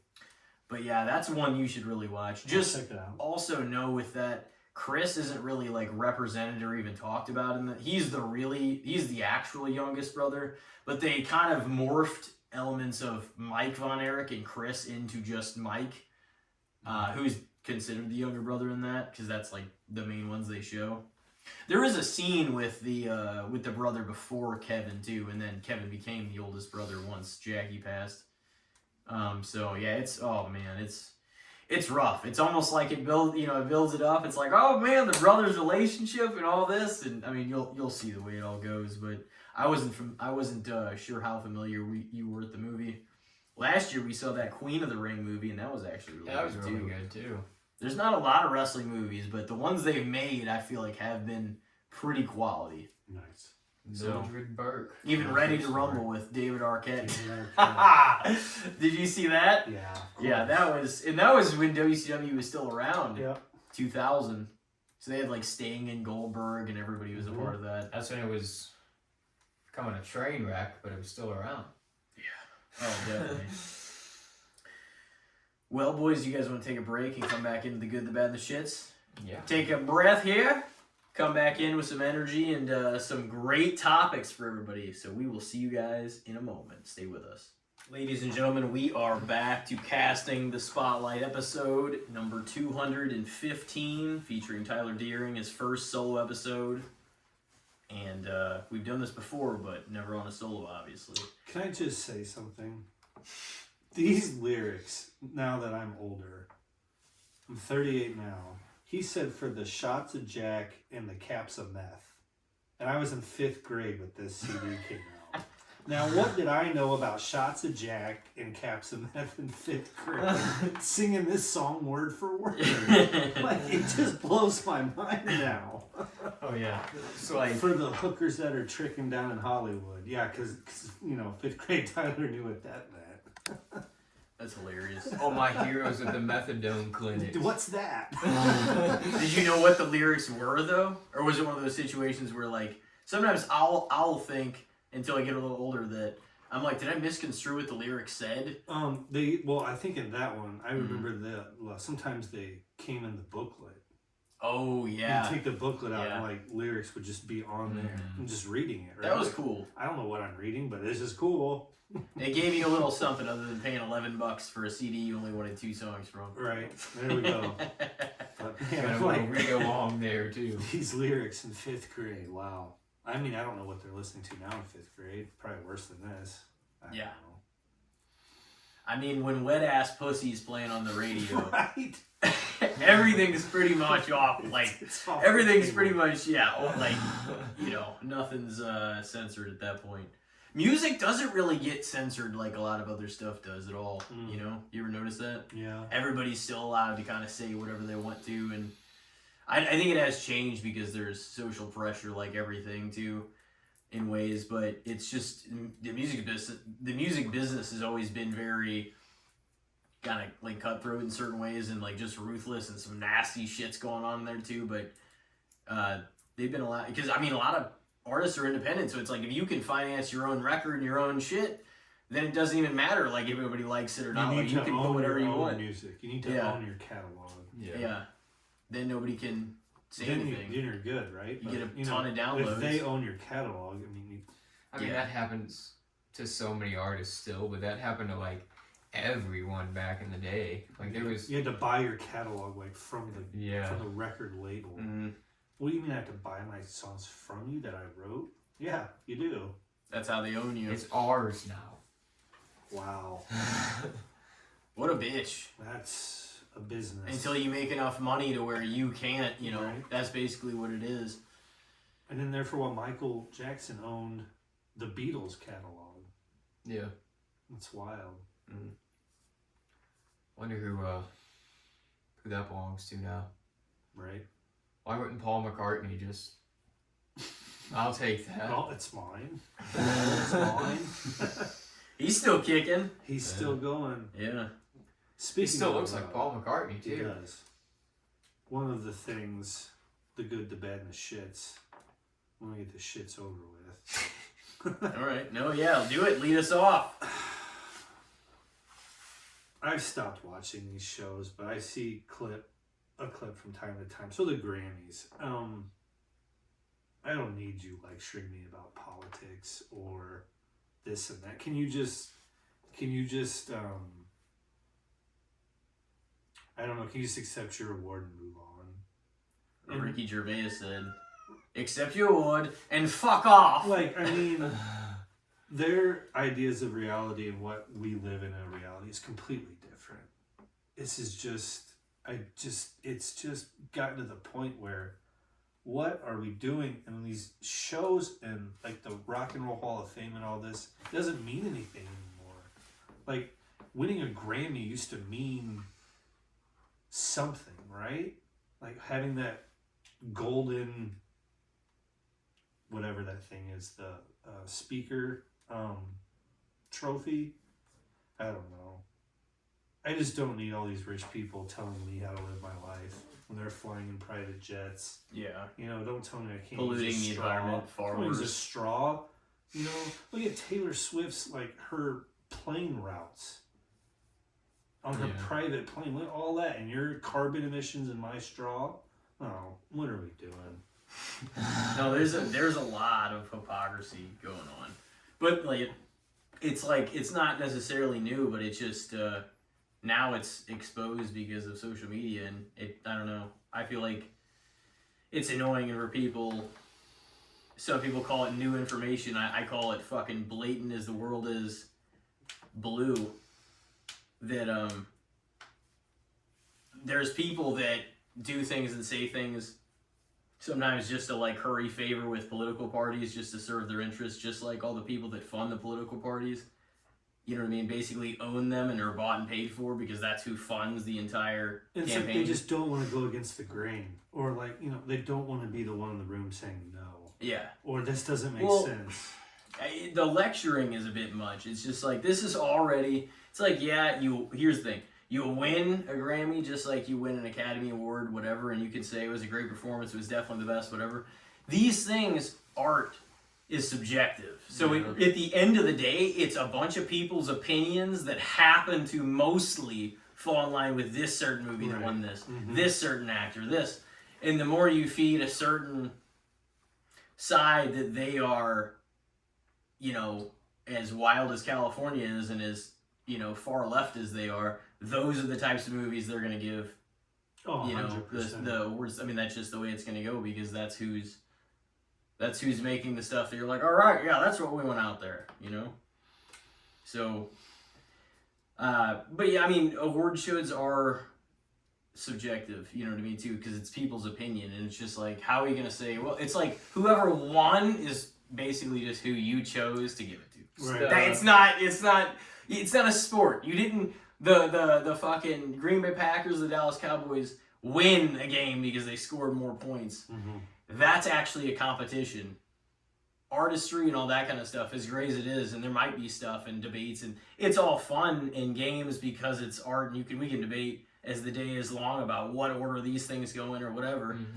And it's fun, but it's like, I still acknowledge it, even if I'm the one saying on the other side, no, this is better than that, whatever. But it is, I still know, even as passionate as I feel about it, it is my subjective opinion. There is no actual fact to it. It's how you feel about it. You know what I mean? So it's kind of like, yeah, I mean, they won, but a bunch of people chose basically who they wanted to pick.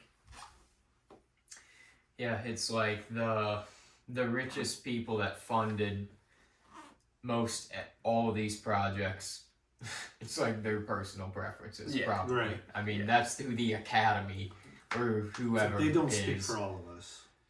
No, and a lot of them have no idea what like a day in the life of like a normal person outside of like their silo in fucking California is. They have no clue.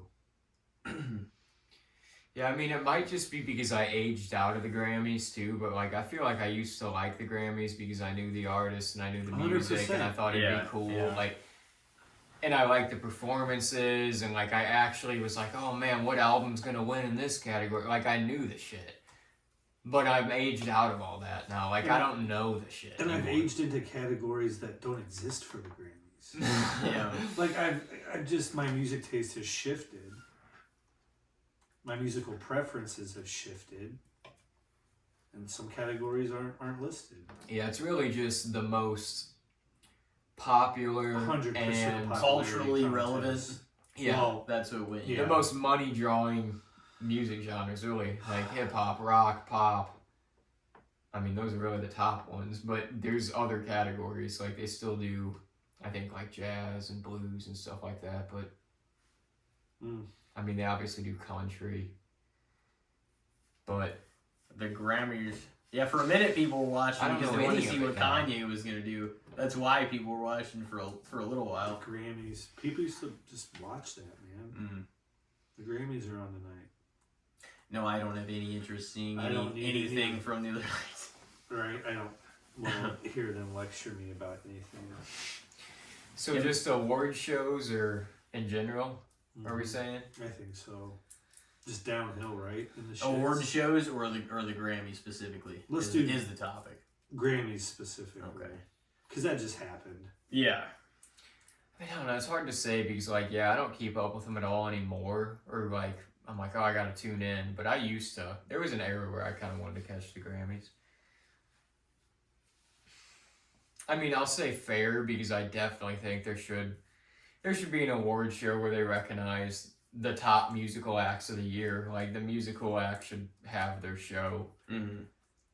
But, yeah, I can see where people can complain, that it gets a little too messagey and politically and That it should just kind of be that your musical acts, your entertainers, like your artists, just celebrate show that. your artistry and celebrate your music, you know? Yeah. Ancient Romans used to spit on the entertainers and they walked by in the streets. Look it up. That's what they thought of them. Oh yeah, I mean that comedians always like joke about that. They're like, you know, in ancient times, like we were the fucking literal jokes of society. The lowest class.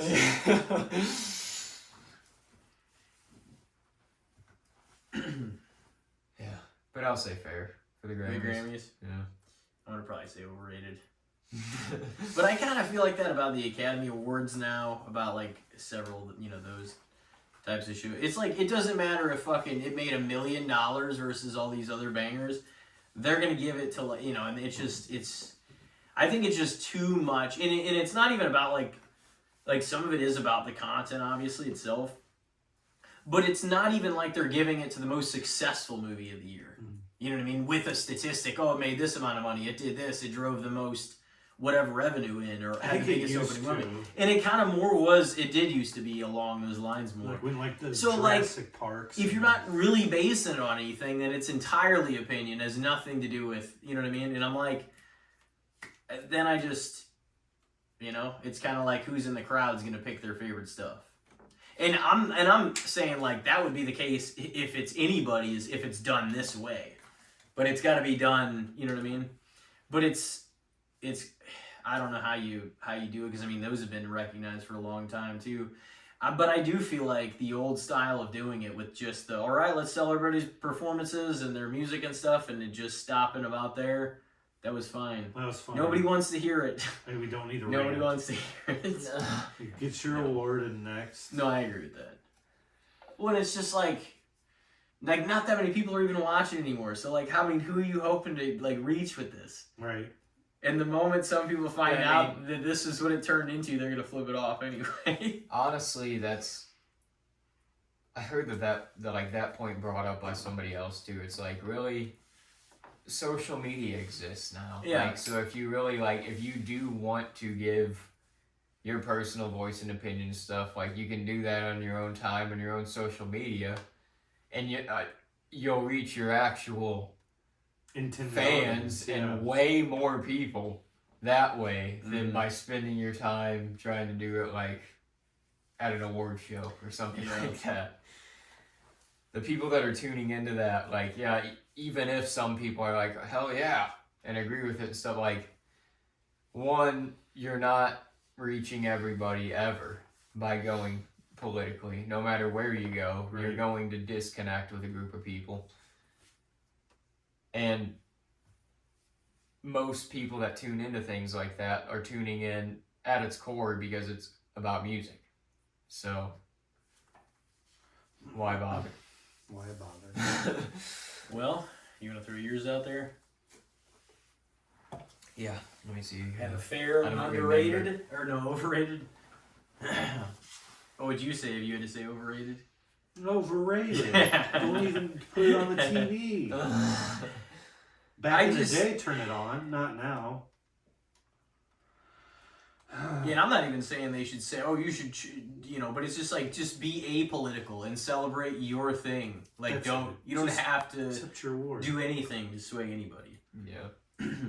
I would rather you not, because then I could just look to you as an artist, you know? Mm-hmm. Not oh, this is who I'm going to look up to to base my fucking ideals on.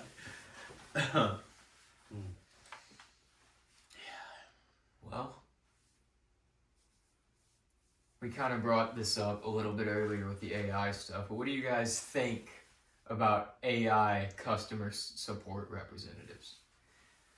When you get sent to customer support and you gotta, I mean, it could be worse, right? Like, I know this, it's just any way that I put this from here, I'm boxed in a corner.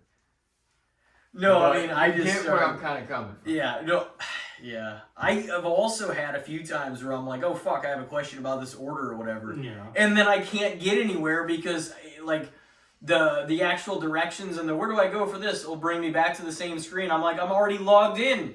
I'm already in. And that had to come up. But what happened was, So I'm like, I'm back to square one, and then I'm like, how do I get to this? And I'm like, it would just be easier if I could talk with a person So waste management, to get this done. we talk to AI. And I just keep saying that over, talk to a person, talk to a person, talk to, and this thing just keeps going, talk to a person, and you finally will get through. It's maddening. It's maddening. I just want to talk to a person, and I talk to a person. Unfortunately, I don't know if that's going to get any better because it's going to be less people even taking the calls and shit. Oh, it's going to be no people. This AI better be fucking flawless though to get me where I need to be. It'll be better than it is now. It needs to be. It seems like they spent all their time in like making videos. Because dude, if you look at the AI videos from like 3 years ago compared to now, holy shit. Artificial intelligence. Work on those fucking customer support reps, man. I mean, I feel like if they fine tune them, it's the same as anything though. It almost feels it's like that's a job where it feels like if they fine tune the AI and it really is helpful and moves you where you need to go, it might be great. Yeah. Who would want to be on the other end of customer service, right? Yeah. Like, phase that one out. Yeah. If they can really nail it. There's never going to be going back though once this release. I mean, it's already has and we're already able Pandora's out of the to. box. But it's whenever it gets to where it actually is going, wherever that is, whatever the world that sets us up for in 20 years,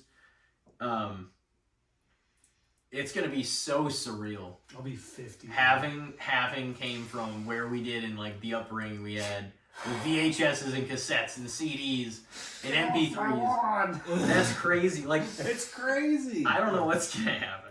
I don't know, but I got my pistol. Yeah, that's true. I'll have that still. I had my fucking pistol. Yeah. When's the first robot versus human battle game? Hey, don't even bring it up, dude. Be nice to him. That's all I know. Be I'm nice. not. I wonder who's marking these little descriptions that we like put it up, and you know how you were like, oh, that's cool. It's slicing the segments like when we're talking about each thing, and like that's all. I'm not putting that in. It's automatically doing that. It's not about the description. It's just about what it reads from our conversations. Yeah. And I don't know if that's AI or what how that's worked. I guess maybe it is. I'm like, damn. But you like Toby put that shit. You know, there's gonna be at some point. I mean, It's gonna wipe a lot of people out. yeah, we won't be here. Fuck that, dude. The first robot versus human battle. How do you even beat the robots in a fucking war? I don't know. You We fucking created our own destruction, you know? It's gonna be the wrestler all over. We did it to ourselves. Can't get out of If our we way. don't nuke ourselves into oblivion first, we're gonna. It's not fucking- even gonna be that. It's gonna be this. We're gonna fucking have robots overtake the earth. Yeah. It's gonna What be if they box us all in? your self-driving car just crashing into a tree? Yeah. The train just derailed. It just picks you up and then it's just we'll like, all just. oh, dude. They'll absorb us so deeply into our own little worlds, away from each other. Yeah. That we'll forget How to all interact. about each other. How to interact. We'll forget to eat. We'll forget to drink, and they'll kill us off.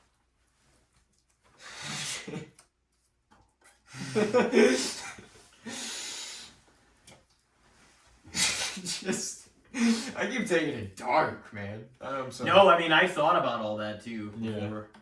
I mean, that's just like, it is interesting to think about. Like, it's conspiracy hat to think about some of it, but a lot of this stuff that was once conspiracy hat to think about is real now. It is. So, and a lot of the things the movies predicted and people made a long time ago have come, oh, it eventually happened. We go, you know. There's some wild stuff happening. Yeah.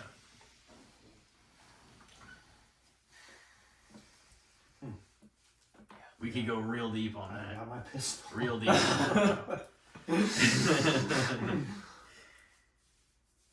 Did we answer for yours? no, AI customer support. Right now, overrated. Or, I mean, is it well rated? I don't know. I guess. I don't know if it's very well rated or not. I mean, you still don't like it, but there's not a lot of people do. So No, I it's know. hard Well, to- I need to just get, but this was a problem even before AI. Before AI, even, it was still getting to be a bitch to get people on the phone. 100%. They started really being motherfuckers But about hey, it. I'm gonna go ahead and transfer you to Bob on line 3. No, what's up? Yeah. Oh, where's Bob? And then you gotta explain the entire situation over to the next guy. Again. Yeah. Yeah. Oh, I had to do that. It took, and this is not an exaggeration. I was just trying to cancel my AT&T account.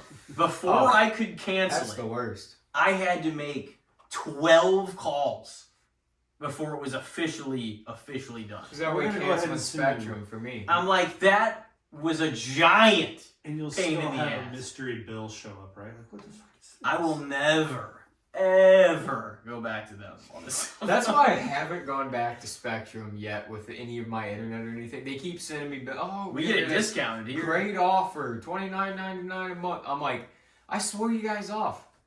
Because my bill went up Yeah. to fucking damn near $100. Then I went to cancel and you're like, oh, we'll go to you for Hold on now. We'll go to you for $45. Who wouldn't say yes to $45 internet? You guys have been charging me $95 It's all for the scam. past 10 months. It's all a And I scam. got internet for $55 now. They said Yeah. they're not going to raise it for the next 12 months. And even then it'll only be a $5 raise. Fuck you guys. I just had to go through like 7 calls to even get to cancel this shit. I'm not keeping it. And it's funny At that how point, it's a sense of principle where you're like, probably have a I've script made in front it of this them. far. I'm not fucking staying. Right. it's funny too how like once you're basically like, no, I gotta cancel, it's too expensive. Suddenly they can slice it in half. It's amazing. It's like, oh, that's fine. Yeah, It's amazing. you're paying 92. Well, we can make it 45. Yeah. It's like, oh, that's weird because I've been paying out the motherfuck the last like 2 years. But There's no lie. Every company does it too. Streaming services, you go to cancel and they're like, oh, we'll give it to you for free for a month. they're hoping they'll hold on to everybody they have and they won't notice. That's what they're really hoping on. They're like, yeah, let's push that. Yeah, let's kind of subtly raise their bill. 100. Oh, well, just $2 this month. Mm-hmm. Yeah. $2, then $7 the next, and then it's like, whoa. $2.50. Oh, what? What is bidding me over for? It's like, when the fuck did this turn into $25? It was $10 when I subscribed. Right. All right, should I throw mine out here? Yeah. All right, I'll throw a good one here. Mainly oriented towards you boys, but that makes sense because I'm up anyway. Let's say the Dallas Cowboys 90s dynasty. Overrated, underrated, or fair?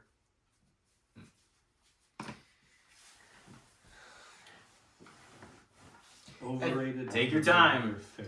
Man, I feel like at this point, I would probably say underrated because other stuff's happened.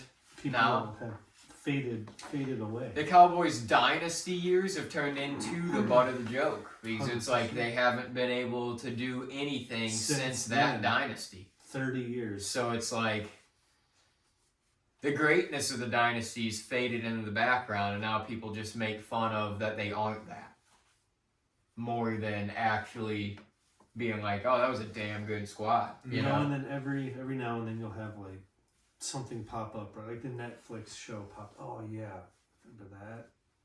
That was a great. And then Great every now and documentary then some series, stuff though. will pop up about it, but it's faded away. People talk about other things. I mean, there were some stars on that team, though, too. The triplets, Yeah. right Yeah. there. Troy Aikman, Charles Haley on defense. yeah, Mike Lurvin. Dion, Emmett Smith.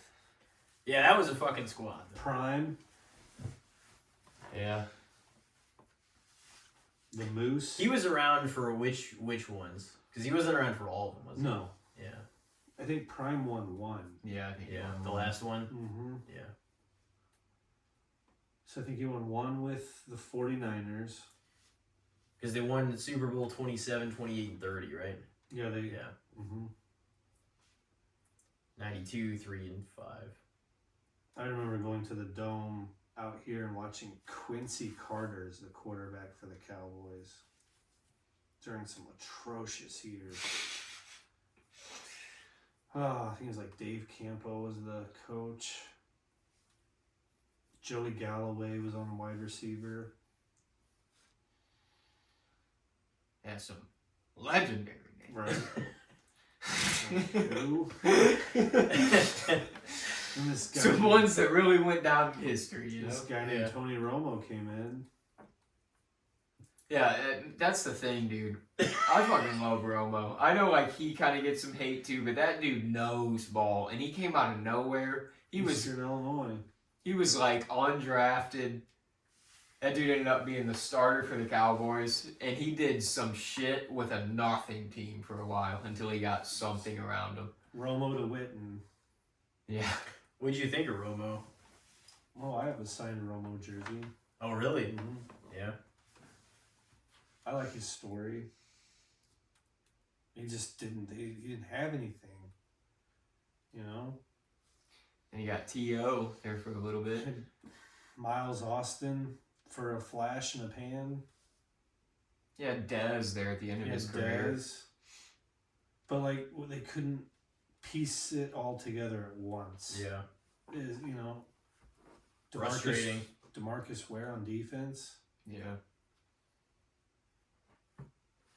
I mean, it felt like that through some of his era, and it felt like that through a lot of Dak's era too, where it's like Dak's been balling for a lot of years, and he's had a pretty decent offense.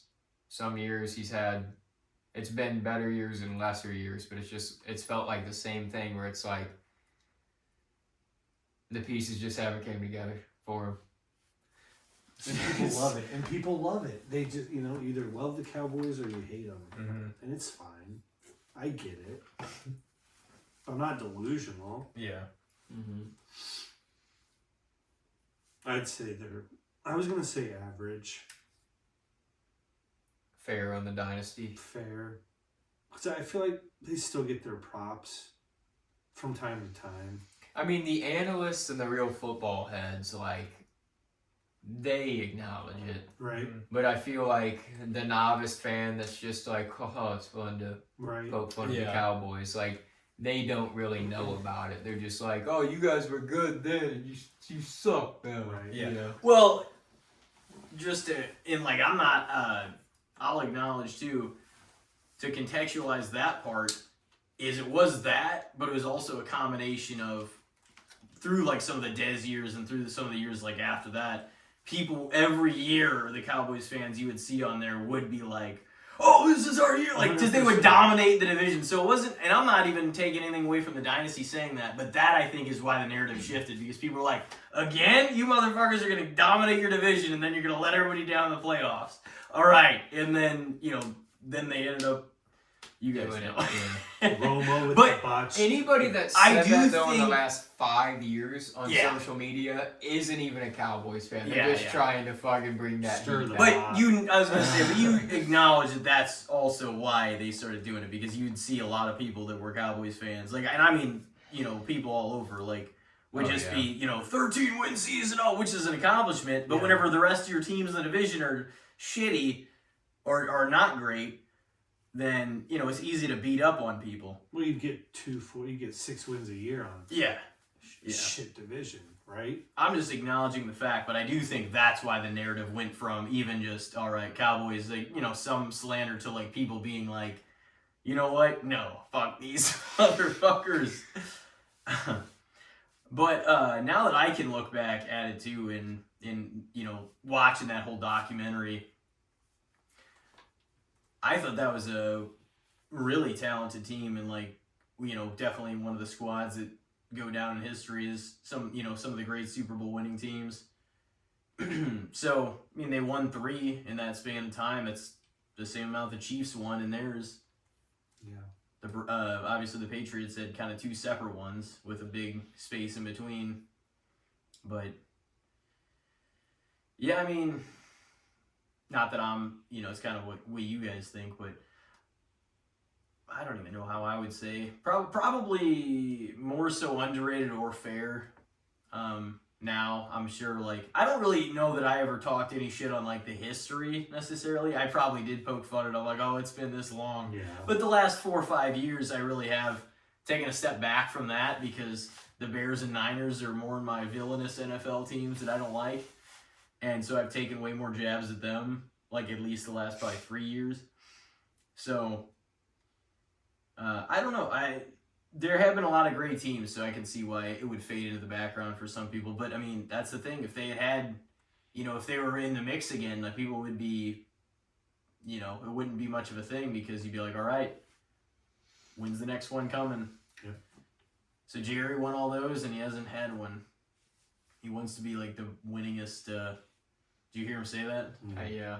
It's like, brother, you're running out of time. you're an old man. yeah. I don't know if you know that. You're going the wrong way. Is he gonna try to do this still when he's like 90? It's He like, will dude, not. you're gonna He get will in the not. fucking He's not giving it in up. front of a camera Yeah. and shit. Oh, yeah. Not give it up. I mean, he's just gonna like try to get in front of the camera and be the guy. I kind of feel bad for Steven because it's like Steven's been like right there, It's the prince Forever, waiting for the king to dude. die, right? and he's Yeah. all like fucking in his 60s now or something. Yeah, it's just Dad keeps hanging on. He has influenced the league, and I kind of like looked at all that stuff in the documentary once I learned a lot more of the history and Jerry taking it over and stuff. Is like, of all the NFL owners currently, he's influenced the league more than anybody. 100%. Whether or not that was a long while ago or not, it's still a fact. It's just now, same as what the root point of a lot of this keeps coming back to tonight. He got in his own way in a lot of ways, and you guys have both said that too.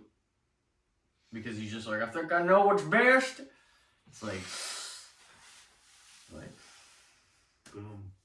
So, what were your guys' answers on that one? I The said dynasty. slightly underrated. And I was like, fair. There. Yeah. Okay. Let's turn it back around to you. Okay. Another topic. I gotta get one on the table so I don't miss my mark. Yeah, I figured that'd be a fun one because you guys both love them. Let's do some Olympic talk. Is this something that, is overrated, underrated, fair? Do you guys watch the Winter Olympics? Are you going to watch? Is it something you're mildly interested in? I like Olympic season. I Always enjoy like it. summer and winter Olympics. I think it's a cool vibe, like, because there's a lot of different sports you don't see all the time, and it's like all the different countries against each other. So Yeah, it's just kind I of fun. can't stop watching curling. Curling's amazing. I enjoy the winter sports too. Mm-hmm. Dude, growing up, I loved Shaun White. Oh, Like, Yeah. 100%, Oh, yeah. man. So, like, I watched the Winter Olympics for him, like the snowboarding, half pipe stuff, and the downhill stuff, and skiing was always cool too. And, The long jump, that's awesome. yeah. The luge. Oh yeah, like the luge and the bobsled. Like, there's a lot of cool stuff. And I mean, honestly, a lot of the, like the, what do they call the inline racing or whatever on the skates? Like speed skating. Yeah, that shit's cool too. It's awesome. Apollo Ono, he was a badass. Miracle on For Ice USA. back in the day. Yeah. Team USA Oh, hockey. yeah. Bunch of Fucking college crazy. kids knocking off the Ruskies. It's cool how they do it too, because then it's like Winter Olympics 2 years, then the Summer Olympics, and then another. So it's like there's always some big kind of event going, and everybody has their time, to where you're not being overloaded, and you can watch a lot of both if you want to. So, how would you feel? This is what the NHL is doing this year. So, the players will play a full 82 regular season games. They're taking 3 weeks off. I think there's 3 more days left, and then they have 3 weeks off. So you can go play for Canada, you can go play for Russia, right? And they're coming back to finish the season. I feel that you should have a shortened season during the Olympics. Yeah. I don't think it's fair for their bodies or just in general. Now the hockey season is extended even longer than what it is. There's 3 weeks off. If I don't make the team, then I'm just going home for 3 weeks. Right? Playoffs are long as fuck. and a lot of teams make it. So you're asking these guys to play 82 games and then taking a break halfway through. You're having an all-star game and then you're having the Olympics. And some of these guys are going to be in the all-star game. Some of these guys are going to be playing for their home country. And then they're going to come back and play in the NHL. Man, that's a lot. I feel like they need to cut the season down 10 games during Olympic years. Yeah, That's reasonable. that's definitely reasonable, especially for a sport as physical as hockey. I mean, the Olympic, this is like you're playing for your country, right? Like, these guys take this seriously. Yeah. Like, you watch those Team Canada versus USA games, the Kachuk brothers, they were fighting everyone, Oh, right? yeah. They still have to come back and play in the NHL. So, yeah, I do enjoy the Olympics and everything. I think it's awesome. I don't think it gets enough love. But I think we need to cut the hockey season during Olympic years a little shorter. Just my personal opinion. Yeah, that's reasonable though. I don't think it's just crazy because it's so fucking many teams that make it, and then all the series are best of 7. It's Every like single that's one is 7. insane. That's so many. That's And like it's every other day. Yeah, that's so many. And then every 2 days for travel. It's like a 3-month playoff. Mm-hmm. I mean, I guess you can wipe people out in 4 games, and some of them do, sweeps, but it can still go long as hell. Oh, yeah. And just kill the energy of certain teams. It definitely changes. Crazy. It's amazing. There's nothing like it. For that physical of a sport and that long of a playoff season, it's just wild. Mm-hmm. But Winter Olympics, that was the overall topic. Yeah, I'm going to say underrated, actually. I love the Summer Olympics, too, but I think they get probably a little more love. I would agree with that. They're considered the bigger. And there's a lot of really dope shit in the Winter Olympics, too. Yeah. So, No, there definitely is. There definitely is. I'm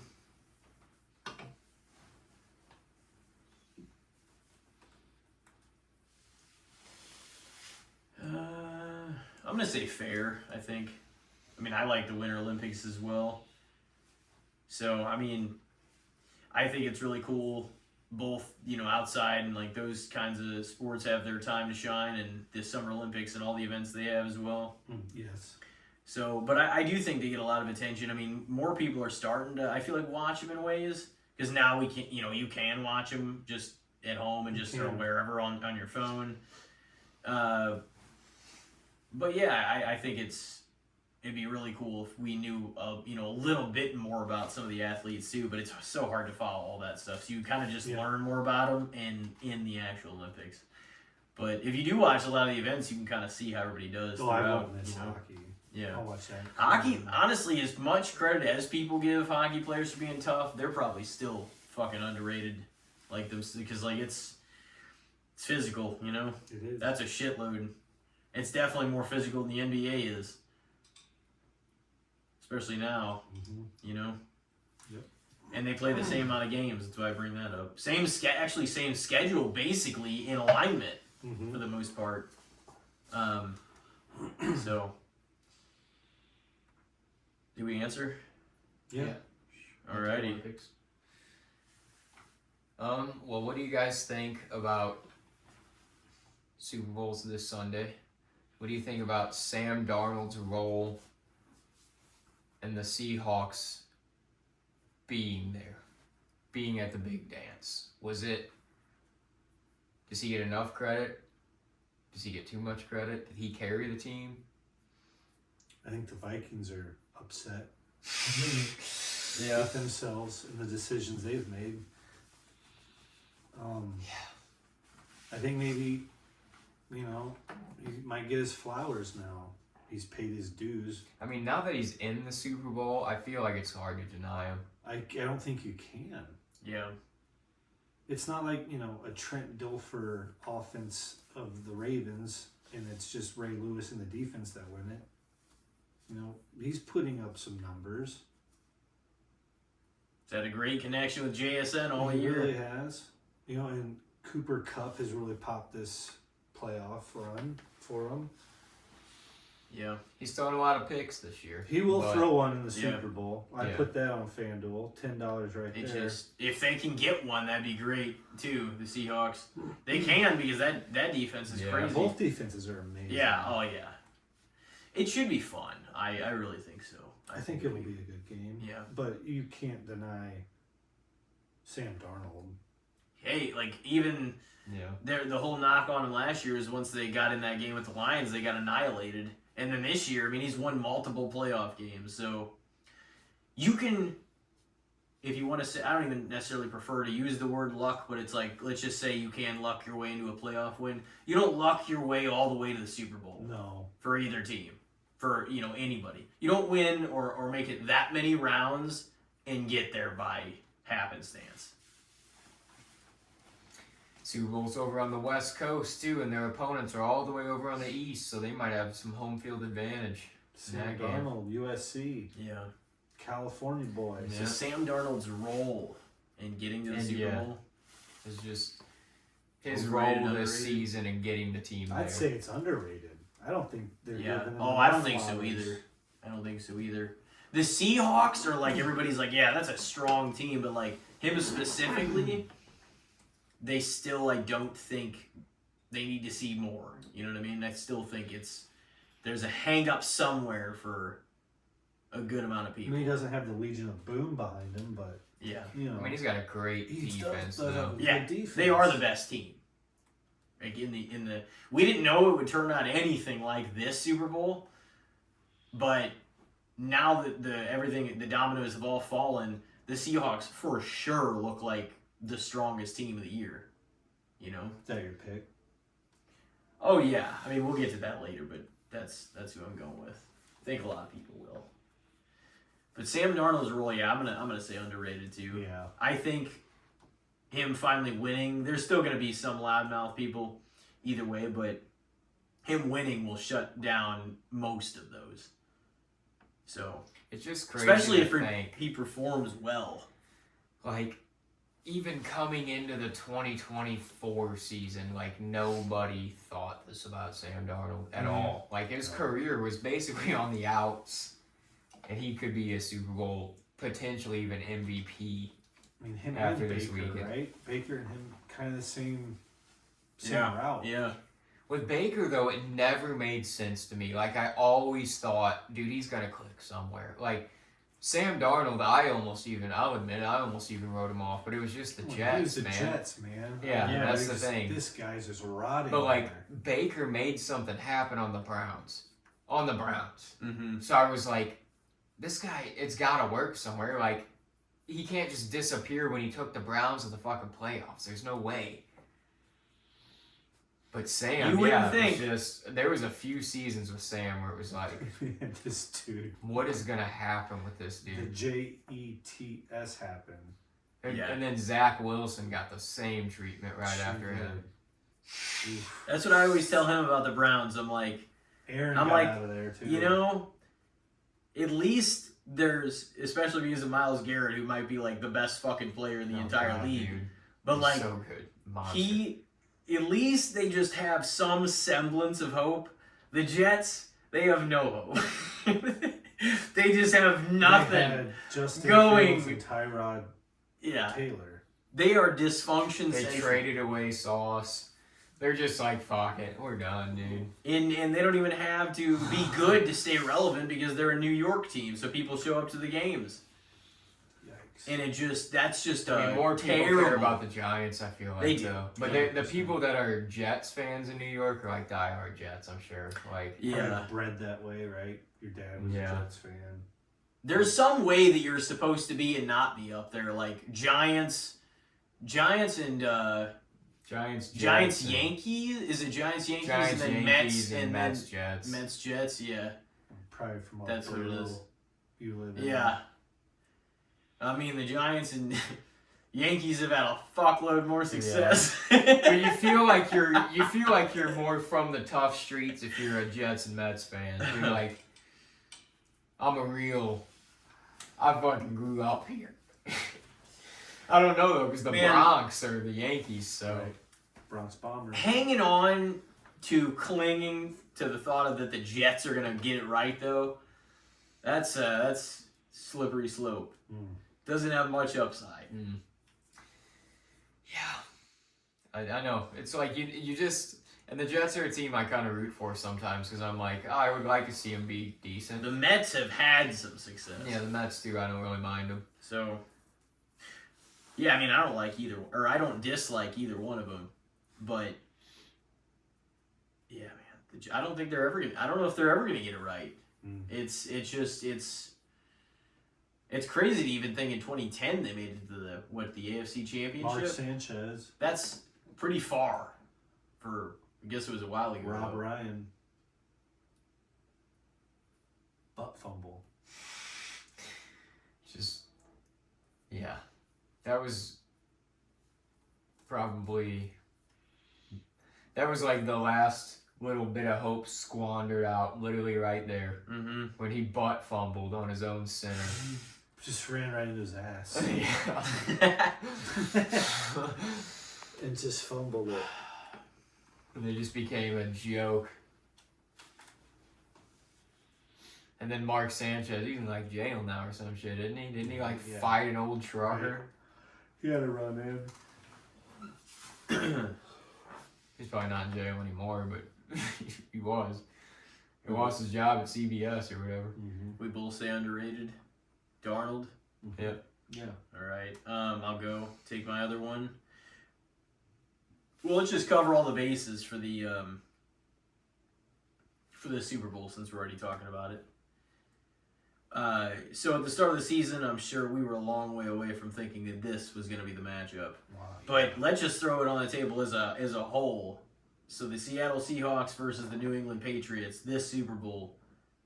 It's not the game any of us expected, but it's the game we got, and they do have some really good, talented players and great teams, great coaches on both teams too. So, what do you guys think of the game in general? Is it overrated, underrated? People not, because there's not a lot of. There would be if the Eagles are a big brand or like the Chiefs or somebody like that was in it, but I mean the Patriots are a big brand, but people don't. People, it doesn't feel like there's a ton of chatter It's about not it. the Tom Brady Belichick Patriots, though. You know? Yeah. That would be a huge deal. So just the matchup. The matchup overall. The matchup. It's not the one we expected, but it's the one we got. It should be a hell of a game, I think. Just so. Everything aside, is it gonna be a good football game? I think so. it definitely could be. Yeah. And I definitely, there's a lot of talented guys there. I don't think it's getting a lot, I mean, it is the Super Bowl, but it's sometimes, I guess, the chatter is different whenever it's the Chiefs again or the Niners or somebody that's a really, No, I've kind of thought that too, though. It's almost felt like now it's Super Bowl week, and it's been a couple weeks since playoffs ended. It's almost felt like it's like quiet. Like I'm seeing a little bit of it on like some of the media stuff today. I was seeing like players, doing media coverage and stuff, but I mean they're still doing Pro Bowl coverage because the Pro Bowl was like tonight. I think Pro Bowl games or whatever they're doing now. See, I thought it was this past weekend. Nobody even knows. It was apparently tonight. Pro Bowl. In Hawaii, when they used to do that, that would have been dope. It was awesome. Tony Romo was there. Well, being in Hawaii for any reason would be great. Free tickets too. It was awesome. That's sick. Lil Jon performed. Oh wow. Yeah. Aaron was there. Aaron Rodgers, Tony Romo, Witten. It was dope. What year? Oof. I was in Hawaii from 2005 to 2009. I was trying to think, when did Aaron Rodgers take over for the Packers? 07? I think it was 05. Or, well, no. Take over. Yeah, it was a few years after that. 07 season or 08? I was thinking, Far, what would he make man. the Pro Bowl? He didn't want to give it up. And he went somewhere else. He was the Ric Flair there for a while. Oh, yeah. I remember Sting poking fun at it in TNA after that. He's like, I'm not going to Brett Favre you. He's like, if I want to hang it up, I'll let you guys know. But he just said he was thinking about it, and obviously he ended up going a lot longer than that. Yeah, Brett's. I'm done. I'm back. Yeah. I'm done. I'm back. I'm So, like, all right, from this is Wranglers commercial. This is the I'm boy back. who cried wolf, dude. Yeah. Occurred in 09, 11, 12, 14, 15, 16, 18, 19, 20, 21. So 09. 09. Romo and Rogers. I saw the Pro Bowl in 09 in Hawaii. That's cool. Damn, that is cool. A young Aaron. No Super Bowl yet. No. People are probably, who is this kid? Like the last gunslinger. Yeah. Is he done? Do you Unless think he he'll, stays at you think he'll Pittsburgh? go with Unless the McCarthy? Vikings. I don't know. Unless the Vikings ditch McCarthy, and then. No, I'm saying you have his old coach McCarthy in They Pittsburgh. kind But of also, if the is, too. Vikings ditch JJ and And want to sign Aaron for a year's They money, just the Vikings, another team that just Yep. What happened? Justin Jefferson, man, he's just sitting there like, what is happening? I know, man. And the thing is, it's like, what do you do with? Is JJ done? Do you give up on him already? yeah. I mean, he had a rough year, but it's like, He didn't start is there that some much in potential Michigan there? either. He was hurt like a lot of it too, and that was the problem. But he's already gotten hurt multiple times, and that Who was like took his over first. this year when he was hurt? Carson went. And then he got hurt. Yeah. Rested for a while.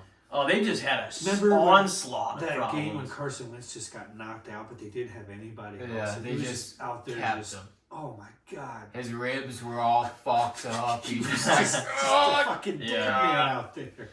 just stumbling back out there. That was a hard game to watch.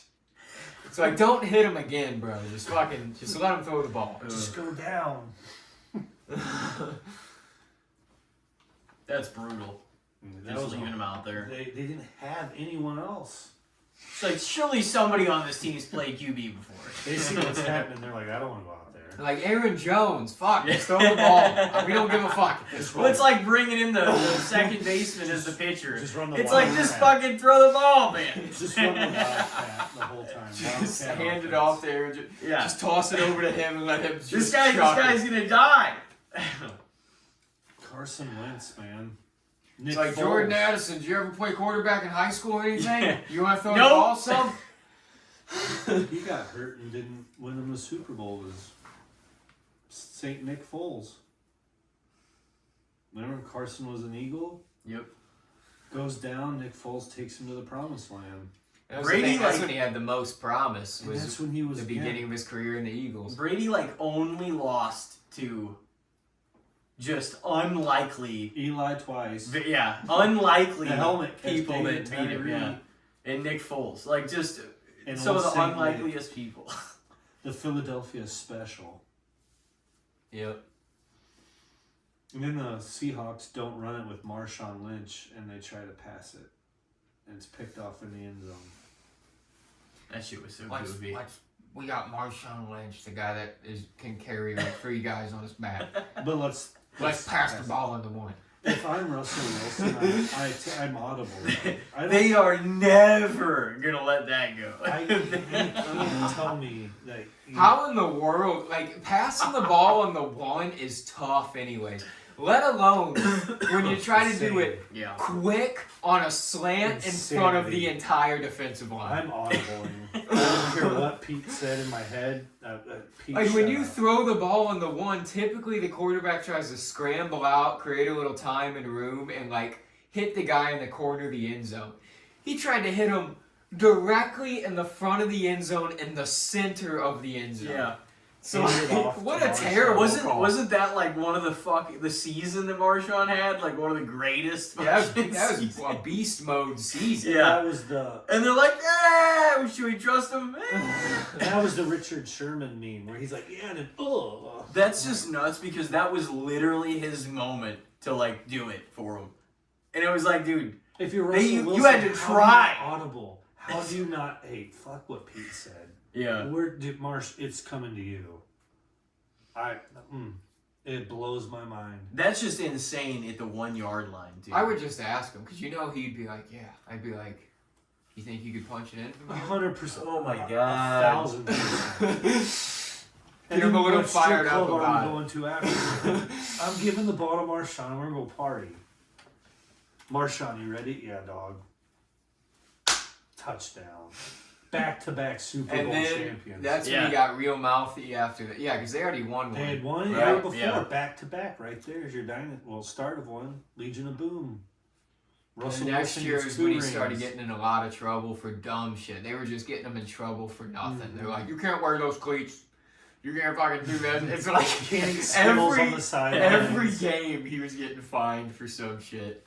And that's why at the Super Bowl press conference, he's like, I'm just here so I don't get fined. That was like that no. interception started to unravel everything, right? That one pick. You go from back-to-back champs to Yep. it's over. Yeah. The Legion of Boom just It's over. fizzled after yeah. that. And then that coach went to Atlanta, and now he's at Washington, right? Who's that? The defensive coach for the Seattle Seahawks, the Legion of Boom. He was at Dallas for a bit. He's the head coach of the Washington Commanders. Oh, is it Cliff? Oh, yeah. Yeah. No, Or it's, no. Didn't Cliff Dan Kingsbury Quinn. get a Dan job? Yeah. That I don't know. What was his? Dan Quinn. Dan Quinn, Yeah. the founder of the Legion of Boom. The brains behind it. Mm. What were you saying? He was what? No, I think they were talking about maybe somebody hiring him, or I guess a lot of the coaching Cliff positions are Kingsbury. yeah. Yeah. Or is somebody going to hire him as the offensive coordinator? I don't know. A lot of them already filled though. We got the draft coming up too, You got April. Kyler Murray, you got Tua. Yeah. Ooh, what's going to happen? Who's going to trade up? And did you see Michael Carter in Arizona on my fantasy team? Almost God. single-handedly carried me to the Oh, yeah. challenge. That guy was like, What is Maserati Marv gonna do? He won the league. congratulations. He did it. I've still never won a football league. My bank account thanks you. Yeah, 500. my team got slapped the fuck I around. was gonna say Michael Early. Carter came out of nowhere this year No, too. I He was picked on my him up dad's on the team. waiver wire. Maserati Marv's down. Yeah. Need another wide receiver. So I go, well, let's just plug in let's just keep riding that. And I traded for who's the stud on the Saints, the wide receiver? Olave. Olave. I traded Cortland Sutton straight up for Olave. Mm. That was a winning move because his playoffs were amazing. Yeah, my wide receiver 1 and 2, Olave and Michael Carter.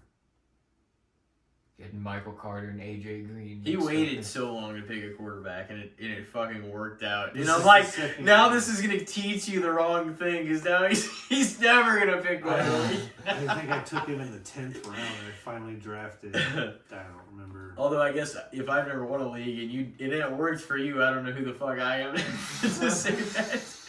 No, and I end up feeling pressure to take one really early because all those guys take one way too early. You They can start always- picking all the big names off the board. Ricardo Like, and Cedric fuck. always take them And I early. said that's It's fine. like, stop. And then I decided I will go week to week, and that's what I did. I had Darnold. You could I have. had Indiana Jones for a while. Mm-hmm. I Boy, had, they fell off. I had Justin Fields when he played the Cowboys for a game. I had the quarterback for Carolina when he played. Anybody playing the Cowboys, I picked up.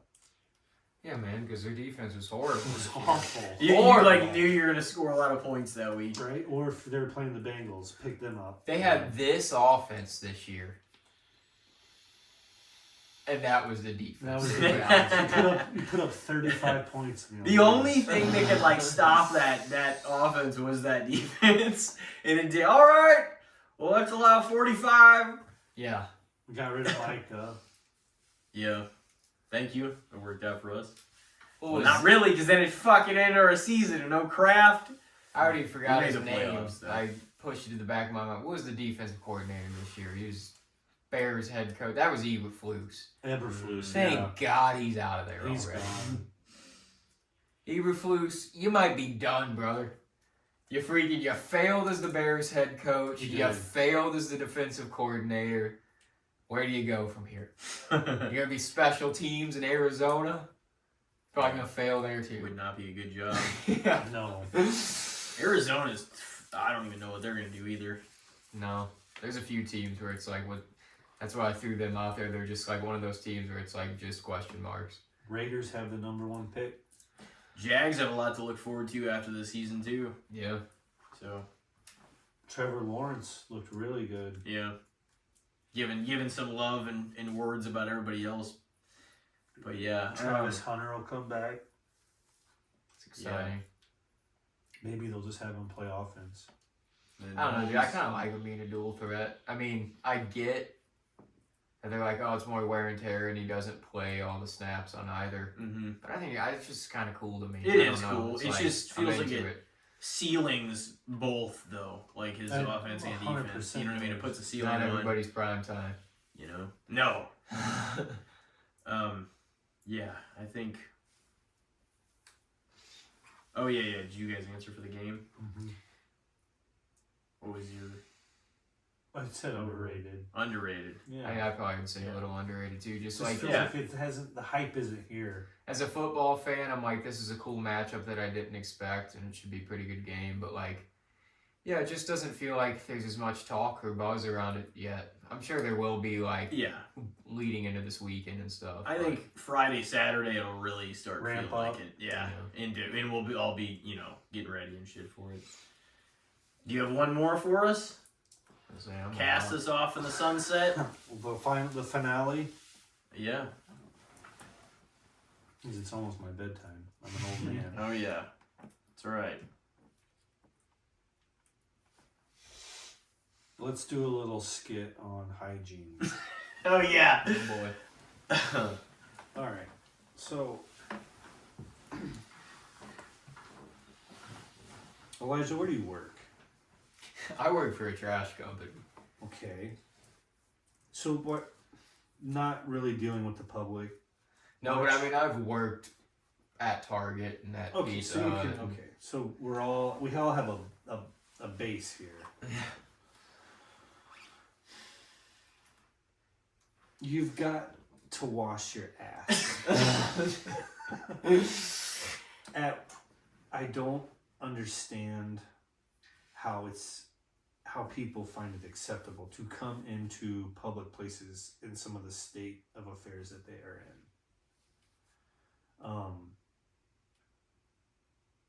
I mean, sometimes you can the stench will linger in an aisle.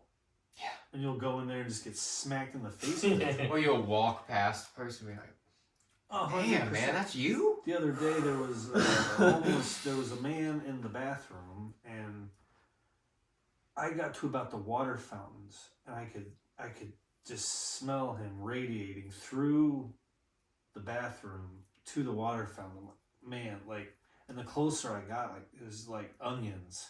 Mm-hmm. Just brutal. Now, like, hygiene. We have to wash our ass. We have to brush our teeth. These are just things that we have to do. Why do people find it unacceptable? Like, why do people not do this and find it acceptable? That I don't understand. And is there a point where you don't smell yourself anymore? Oh, yeah. Yeah, that's kind of... Like, you're just one with it? I'm sure that's what it is. I mean, What do you nose think that is? blindness to everything. Like, Yeah. it's the same thing as, Cigarette you smoke smokers, weed pot or you smokers. smoke cigarettes. Like, if you're in it, You're in you it. don't smell it. I'm in it, man. So if you're in the presence of onions and fecal matter that smell all the time, It's just cat pee, like, it's just that's just Well, there's like a must. There's like an aura. I don't know how to even. It's kind of like the only way you get it to that extent is dirty, grimy, sweat, all kinds of stuff poured into And if they- shirts and fabric, and it just smells it, like yeah, it you were in almost a feels like an room. unwashed clothing It smells like situation, you were too. you were in a room that was like just old fucking drywall and nails and other bullshit in there. It's just you picked up that just And like, It's know more what I than mean? that. That It's gross. Yeah. It's your inner grundle sweat Not true. from the underwear you've worn for 3 days. Yeah. If they- Oh, probably fucking 3 weeks. if they come into a public place like that, I could not imagine going to their place of residence. Yeah. Wow. I understand some people have situations. Yeah. It's not as easy for some people to wash up totally as others. understand all of that. But if you are doing this because of laziness, shame on you. Yeah. Shame on you for putting other people through that. Yeah. If you have the means and are able to wash your ass, wash it. Do your laundry. if you live in a house with a shower, if you smell like this, what are you doing? Shame on you.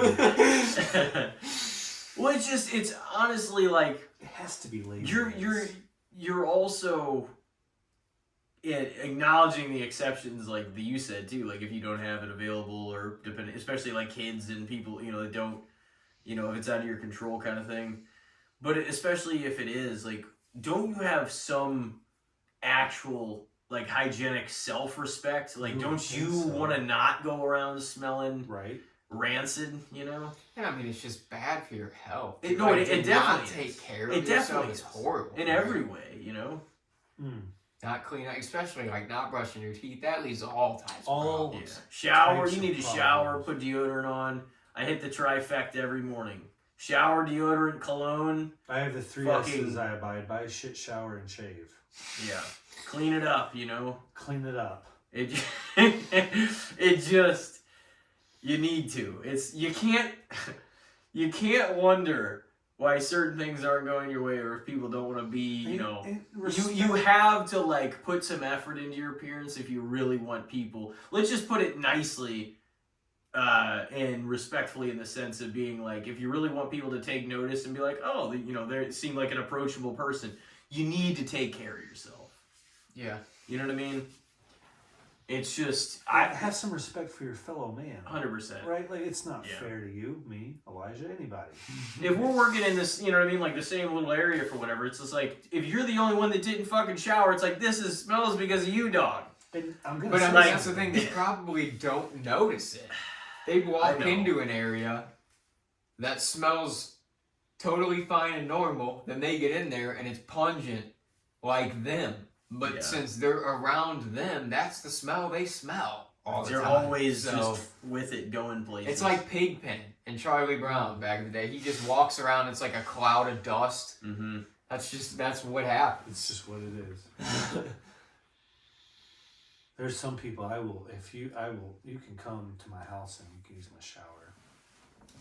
I got some. I mean, you got to get the fuck out afterwards. You have to leave afterwards, and you taking your towel with you. But yeah, you can wash your ass in my crib. That means I don't have to smell you all day at work. That's cool. I know. I've even thought that too. Like, I mean, obviously, if you're an employee at an establishment, you gotta come in presentable. And it's hard to have those conversations with people. Yeah. It's super very uncomfortable. hard. Yeah, I've had to have 2 talks with people, and it was just like, how do you do that, right? Like, how do you take them aside?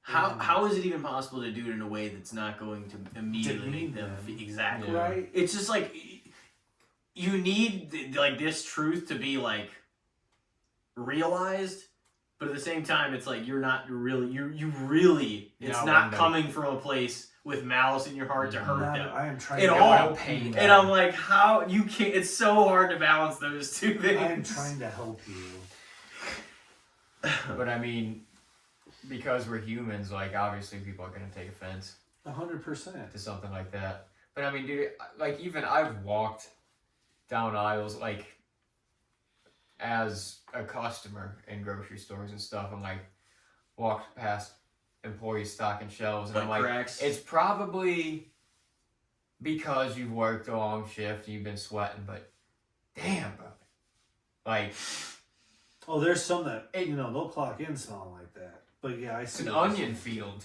up in here. rough. Why does it always smell like old onions? It does. Why? I think that's always, and I'm just like, no, like, it is so powerful, like, It's scents, like, pungent. it's so, everything, I mean, good smells, like,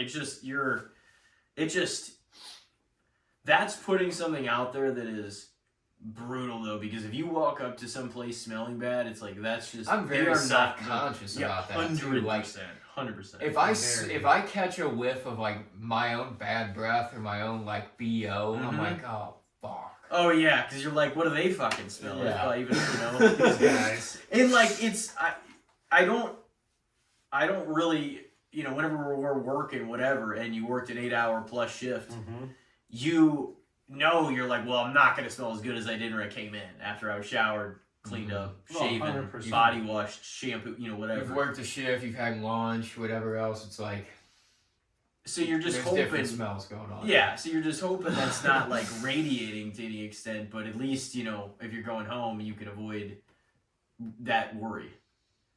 So, but I do think bad smells are even like a fart, you know what I mean? Yeah. It's like 10 seconds, whatever. It's like, oh, fuck. It's like, it's still like, it's just funny trying to like quantify smells. But like, it's still kind of like, a bad smell is one thing. But putting off an odor that just lingers and is just... It eats through everything. Oh, it does! The other day, whenever, it might have been the same guy. I was like, I literally had a box of like coffee that I just opened, and I literally went, and I was like, I want that just through my system, so I am not smelling anything of what I just smelled. Yeah, that you guy know? was rough. Yeah, he was. I think it was, yeah. And like it hit me at the water fountain. I'm going, oh baby, My eyes are burning. my eyes are burning. it is, that's brutal when it is so bad, it is like sort of piercing Then you see your nostrils and your eyes almost. It's like, Yeah. And you see customers like wincing, right? Like, oh fuck. yeah. I think working my job too, like now that I've worked my job a handful of years too, my nose is more established a bad scent because Yeah. I work around like especially in the summer, dude. Oh, it's Sometimes it's bacon. rancid. So it's like, I mean, It does smell worse than the hot. It's for a sure. different You smell. know the compacted smell. Yeah. Yeah. So like in a way, I feel like I've got a little more nose blind to that, but like that's just an overall bad scent. Like body odor is a different thing. Like because we're all human, like we clock that in a different way. We're like, Everybody has their own scent too. That's the thing. With any Oh, yeah. any amount 100%. of products they use, they still kind of they carry their own scent. it's your pheromone. Yeah. Crazy. So what is it? Overall hygiene? Is that where It's we're the going here? overall theme. Daily hygiene. Yeah, I was gonna say okay. Basically like daily hygiene. Daily. Daily Yeah, hygiene. definitely Teeth, taking underrated. a shower. Definitely underrated for the amount of people that just don't give a shit. It blows my mind. Yeah. Grown people. Yeah. Mm. And see, that's what's tough too, is because it's just like, it's the uncomfortable conversation mixed with also, I shouldn't have to be telling you this, you know? Especially if they can help it. Especially if they can help it. Let's distinctify. Why are we even talking about Exactly. It's kind of like one of those things, it's just like, you know, we could have these conversations all day, but just about the things that should be common sense, or it's just that, you know, you're like, the fact that we even have to have this talk. Why are you putting me through this? Exactly. You're the one that's is doing beside this. me. You're making me talk to you about your fucking stench. Yeah. Yeah.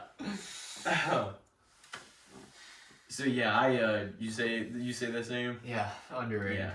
I'm extra self-aware and conscious. I mean, I am in general, but I have deodorant in the definitely about my office. hygiene. Febreze in the office. Yeah. I tooted the other day and told you not to walk in, didn't I? I sprayed Febreze at 10 to walk in here. I farted. Tooted. I tooted. I tooted the other day. Tooted the other day. Oh man. I guess we should probably wrap. That's the on name of that the note. episode. Tyler tooted the Tyler other day. tooted. Episode 250. Tyler tooted the other day. Tyler tooted. Oh, shit. That'd be funny. Well, boys, the Super Bowl, do we want to lay out any final predictions We on have the to score pick. here Ooh. and the picks? Anybody want to go? Saying Seahawks 24-17. I don't know why. That's just the score that came to my head. Okay. I didn't really even think about a score, but whenever you said score, that was just what popped in my head. And I'm like, well, that's what I'm going with. I definitely think the Seahawks, though. Probably wouldn't be too surprised if the Patriots won. I'll go New England 23, Seahawks 20.